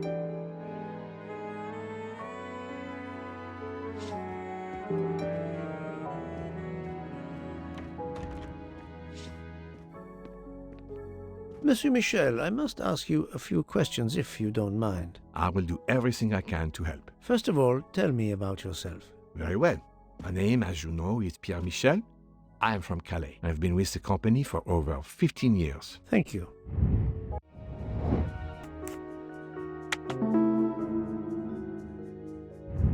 That's the right answer. Can you provide me with a listing of the passengers and their rooms, please? Yes, certainly.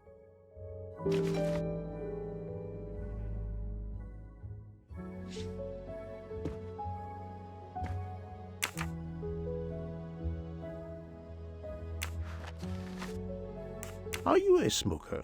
Indeed. Do you smoke e-cigarettes? No, tobacco only.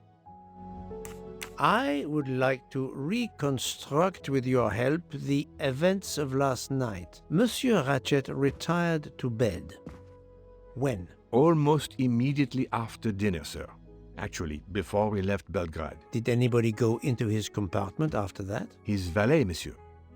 Monsieur Masterman, and then his secretary, the young American gentleman, Monsieur McQueen. And that is the last time you saw or heard of him? No, monsieur. You forget that Monsieur Ratchet rang his bell around 12:40 a.m., soon after we had stopped. I knocked at the door, but he called out in French, "Ce n'est rien, je me suis trompé." I then left to answer another bell that had just rung. Where were you at 1:15 a.m.? I was sitting on my little seat at the end of the car, facing up the corridor. Are you sure? I left a little after 1 a.m. to speak about the snow with my colleague Jean in the bar car. I came back later. There was a call. I remember speaking to you. Indeed, I remember. Carry on. It was the American lady, Madame Hubbard. She thought she saw a man in her compartment. Then, around 1:50 a.m., I made the bed for Monsieur Ratchet's secretary, Monsieur McQueen. He had spent the evening talking with the English Captain Arbuthnot. At 2 a.m., I returned to my place and stayed there until dawn. What is the last station where we stopped? Vinkovsky. Could someone have come on board? Possibly. I was very busy. Owing to the weather, we were a few minutes late. We left at 12:10 a.m. I found a button from an Orient Express staff jacket. Did you lose one by any chance? No, monsieur. As you can see, I have all my buttons. It is not mine.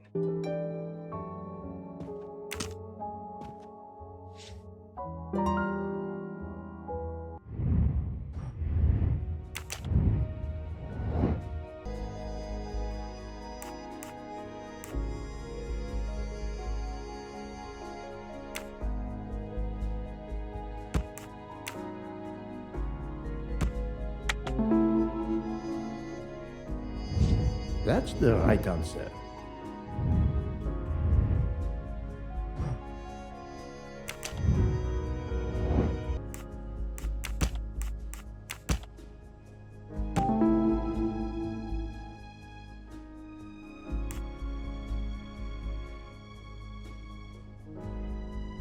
While Monsieur Michel was chatting with Monsieur Fauchet in the bar car between 1 a.m. and 2 a.m., the murderer could have escaped Ratchet's room without being seen.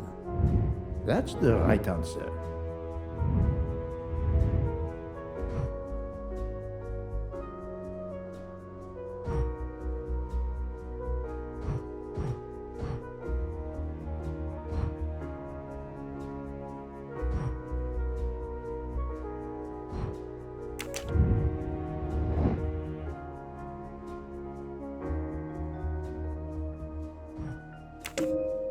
This appears to be a good lead.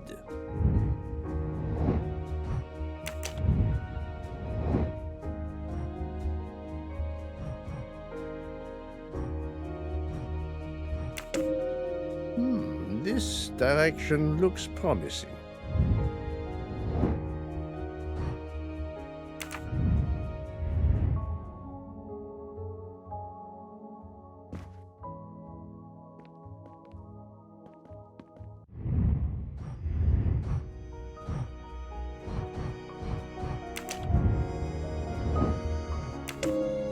This is the most likely answer.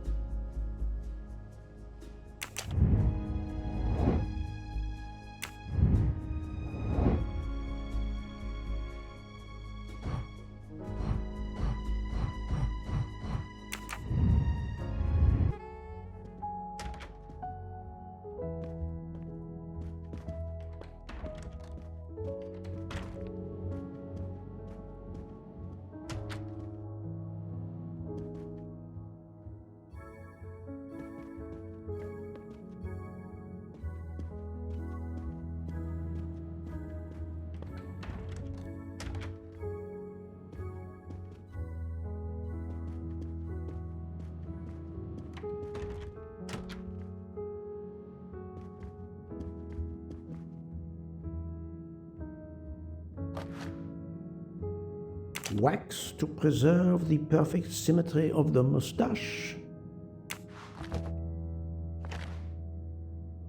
The mustache comb to tame unruly knots.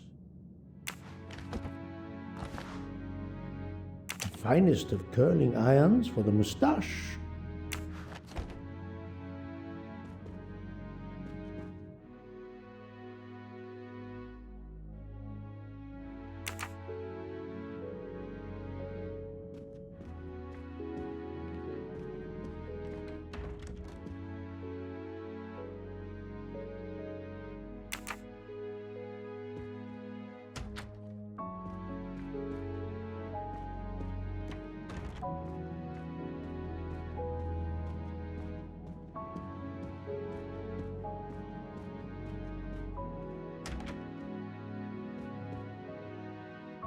Monsieur Edward Masterman, I believe. May I ask you some questions? I can barely talk. I have a terrible toothache. We have a doctor on board the train. Perhaps... I do not need a doctor. I use essential oils. If you can find my flask of clove oil in my box, I would be grateful. Fine, if you insist. I will help you.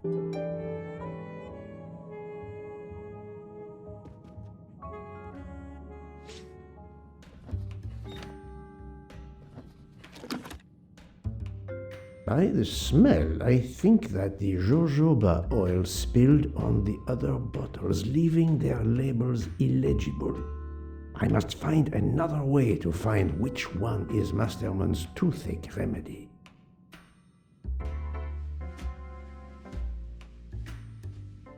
The weighing scale is soaked in jojoba oil. It's unusable. Ah, this old scale will do the job.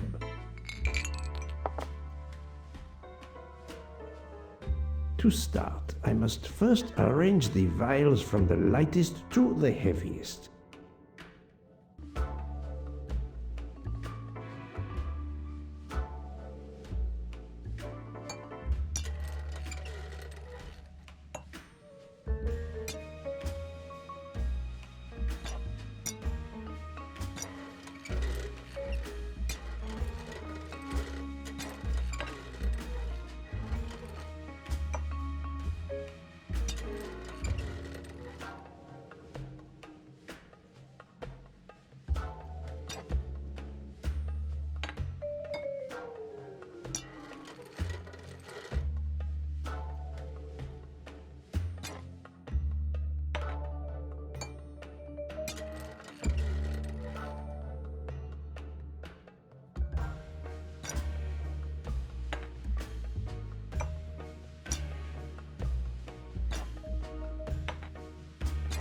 Now that I know the order, I think that I can easily guess which one is the clove oil.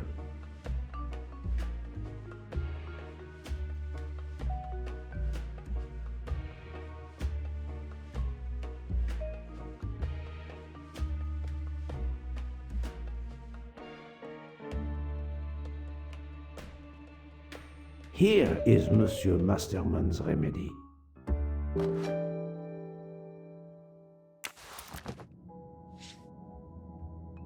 Here is your remedy. I hope it will help. Thank you very much, sir. Ah, well, I can finally speak without too much pain. I'm ready to answer your questions. You are Monsieur Ratchet's valet? Yes, sir, that is correct. Were you told that your employer was murdered? Yes, sir. A very shocking occurrence.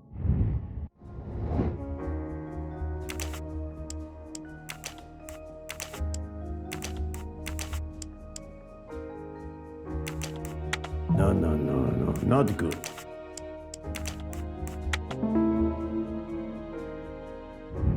Et voilà. At what hour did you last see Monsieur Ratchet? It must have been around 9 p.m., sir. That or a little after. I went to bed around 10:30 p.m., same as the person who shares my room, Mr. Foscarelli.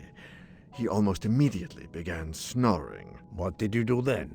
I read, sir, and I spent a while soothing my toothache with clove oil and listening to the snoring. Did you hear anything during the night? Yes, my roommate snoring.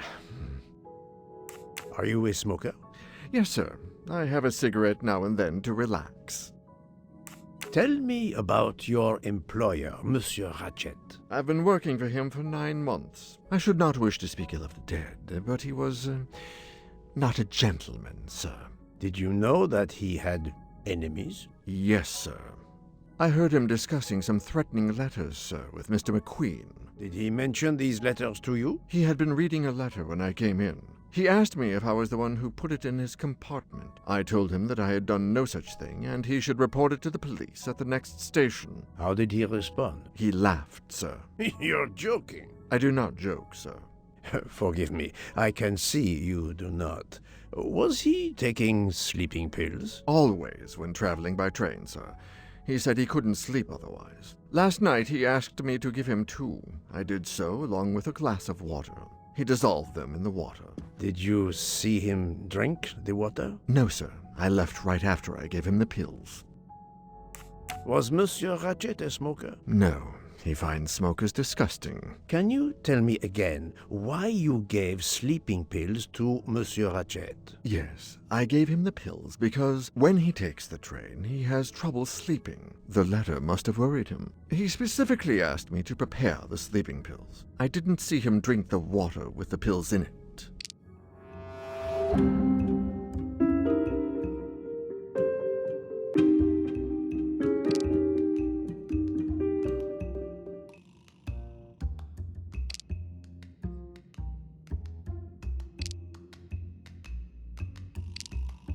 Monsieur, I believe you are not telling me the truth. What? How can you say that?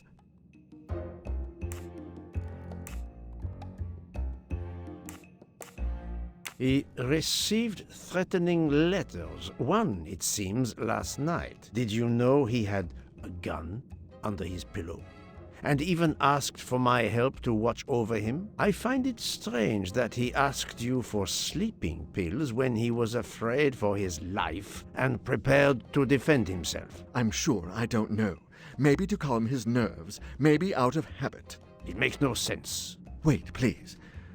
Isn't it possible that Mr. Ratchet asked me to prepare the pills, but didn't plan to drink them for some reason? It is possible.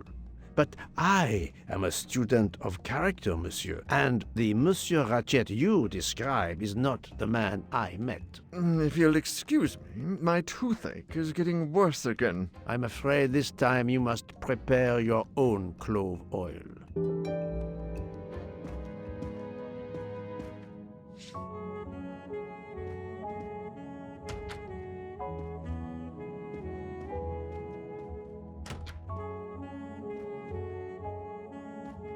I believe I am addressing Monsieur Hector McQueen. Guilty as charged. I beg your pardon? Oh, sorry.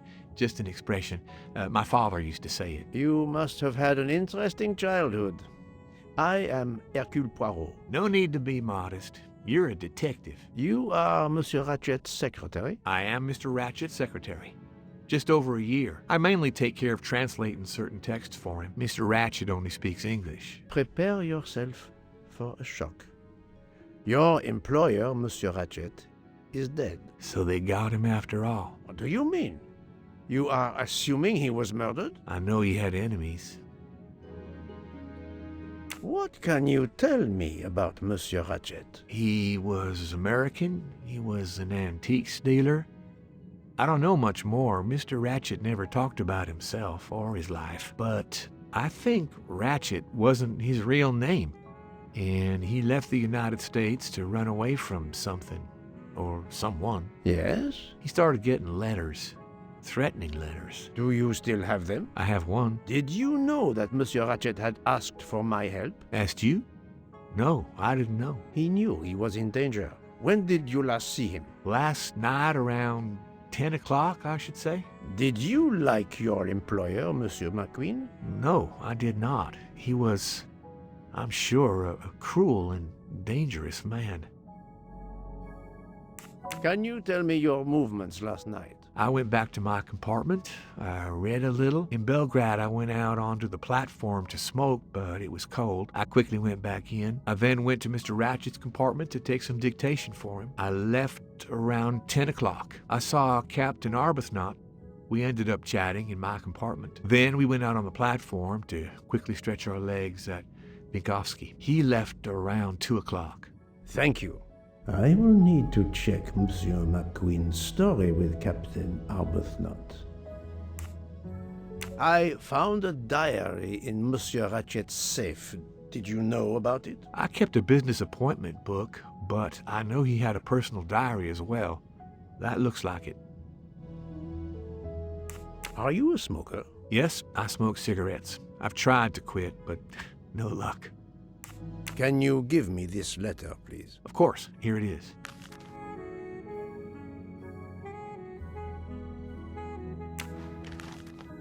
Was Monsieur Ratchet a smoker? No, he hated the smell of smoke.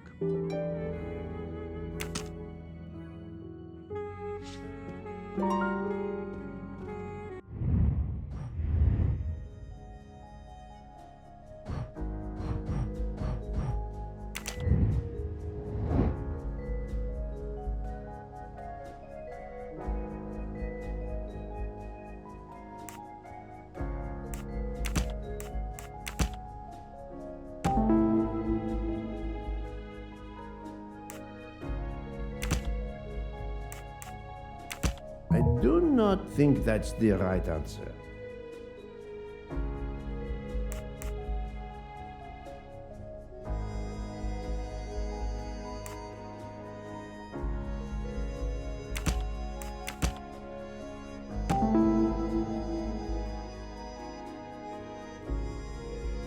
The murderer may have impersonated Ratchet by calling Monsieur Michel to make it seem that Ratchet was still alive at 12:37 a.m. I'm right again. That happens to me a lot.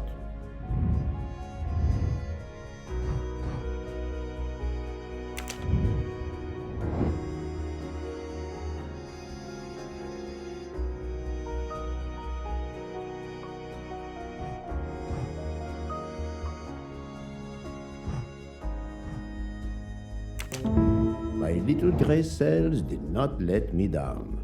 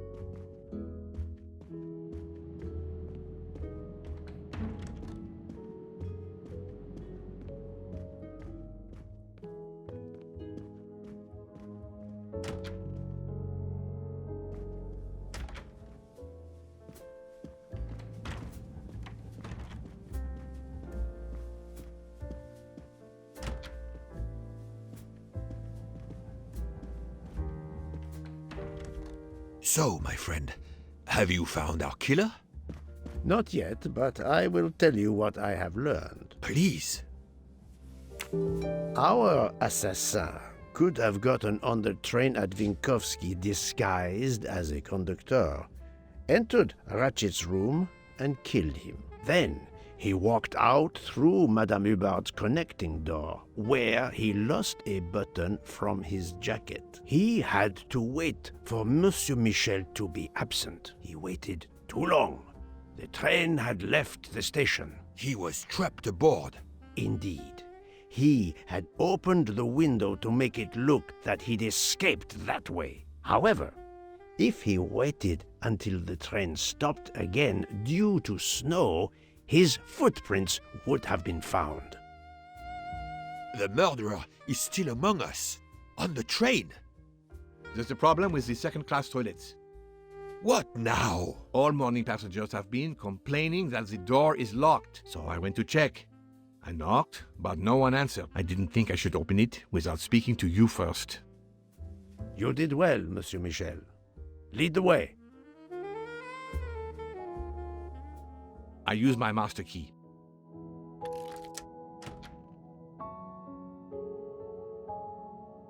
But who is she? Is she alive? She is breathing. Then if she isn't dead, isn't she our murderer? That, my friend, is what we must find out.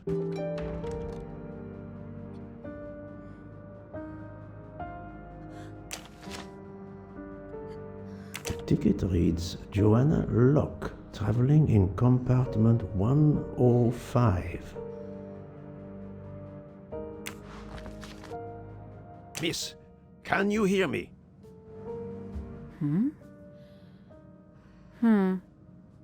She's breathing. Her pulse is strong. There is no sign of physical violence. This woman is sleeping very soundly. This woman is sound asleep. Given her location, I would say she has been drugged and deposited here. Well, at least it's not another murder on my train. The train is, of course, full. Monsieur, the list I gave you indicates that Hildegard Schmidt shares her compartment. I will want to talk to her later. For now, we will concentrate on this mysterious young lady. Let's return her to her more comfortable bed. Good idea. Pierre, locate this woman's room and fetch the doctor. Yes, sir. I will question her when she wakes up. Please, let me know what you learn. Mademoiselle Locke's compartment is 105. I suggest we return her to her more comfortable bed. Yes, hopefully she will awaken soon.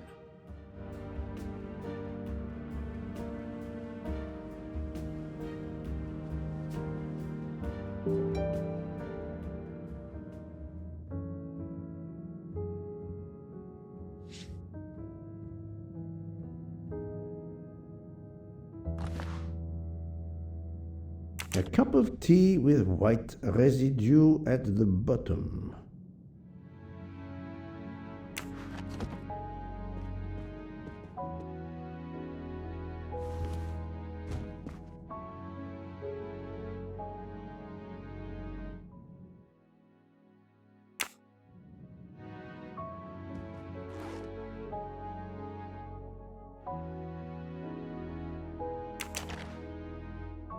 A briefcase and a wagon-lit conductor's jacket, and the button is missing.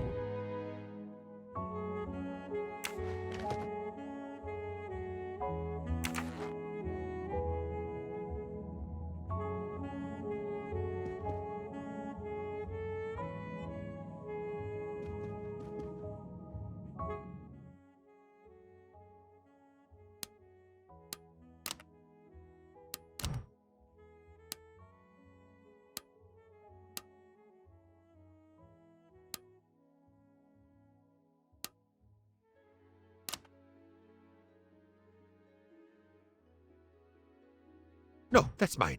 I never remember my passwords, so I make them easy ones. If you need a break, I can ask Jean to make you some coffee. So, Poirot, any luck so far? Have you tried 1, 2, 3, 4? But of course you know what you're doing. It is booby-trapped, is it? Poirot, I'm disappointed in you. I was certain you would have it by now. Have you tried 0000? Poirot, what if the briefcase is booby-trapped? We really need to find the combination. If you need a break, I can ask Jean to make you some coffee. Poirot, I'm disappointed in you. I was certain you would have it by now. We really need to find the combination. No, that's mine. I never remember my passwords, so I make them easy ones. Have you tried 1, 2, 3, 4? Have you tried 0000? But of course you know what you're doing. It is booby-trapped, is it? So, Poirot, any luck so far? Poirot, what if the briefcase is booby-trapped? So, Poirot, any luck so far? But of course you know what you're doing. It is booby-trapped, is it? Have you tried 1, 2, 3, 4? Poirot, I'm disappointed in you. I was certain you would have it by now. Book, silent like a mouse, please. I'm sorry. You're right. I'll be quiet now. You need to concentrate. I will not utter another word. Not one. Book, there will be another murder on the Orient Express in a moment.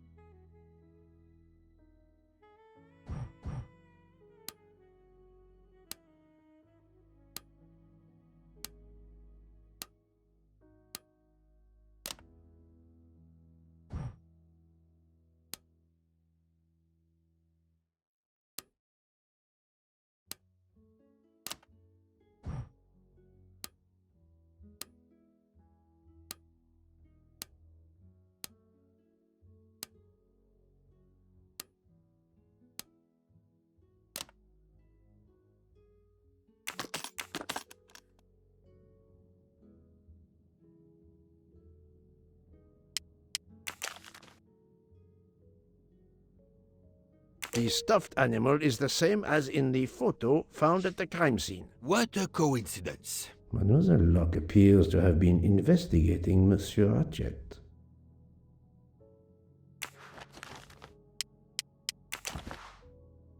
Mademoiselle Locke seems very interested in our victim. Of course.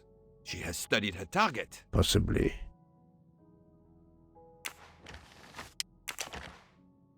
Her driver's license confirms her identity. She is American. These are fake IDs. It's certain.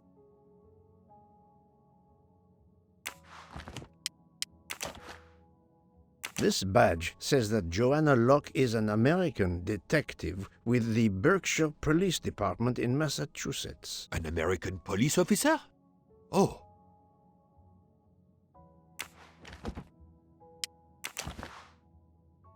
She has a gun. Come, Poirot. Criminals are often known to carry one. Ratchet was stabbed, not shot. But then why take it on the train? Look, she's waking up. Thanks to you, I would not be surprised if our murder victim were also waking up. What?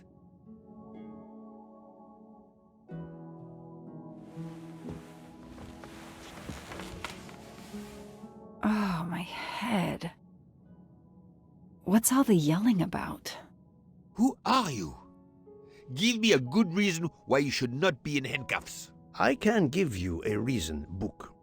Whose handcuffs will we use? I have none.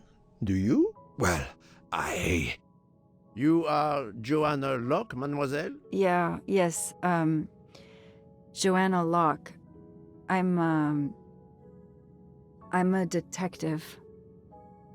Berkshire, Massachusetts Police. I have found your credentials, mademoiselle. And I know who you are, Mr. Poirot. Then, if the introductions are complete, perhaps the explanations may begin.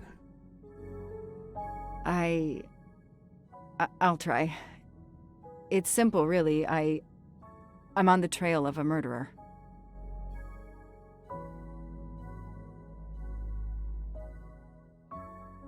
I had just been promoted to detective after 5 years on patrol.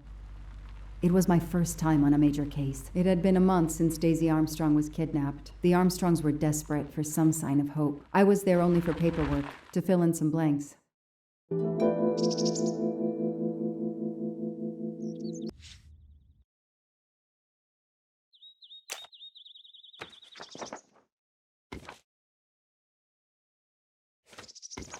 The investigation is now part of a pile of investigations, and my captain sent me here just to dot some I's and cross some T's. The crime was audacious. How could the kidnapper know which was the window of Daisy's room? No, they could use a ladder to reach it, and no, they could enter the room without being seen. The misspellings are clearly on purpose, and they didn't return the child when the ransom was paid. How could the child be taken with so many people in the house? I can't imagine the pain her parents felt when they realized Daisy was gone. How are they going to feel when they realize I have no answers for them? Only more questions. That's why I'm here. A damn computer glitch. Or somebody pushed delete instead of save. Whatever happened, we lost the nanny's deposition, so my entire contribution to the investigation is to take it again. The phone record of the night of the kidnapping. The last call was for 911.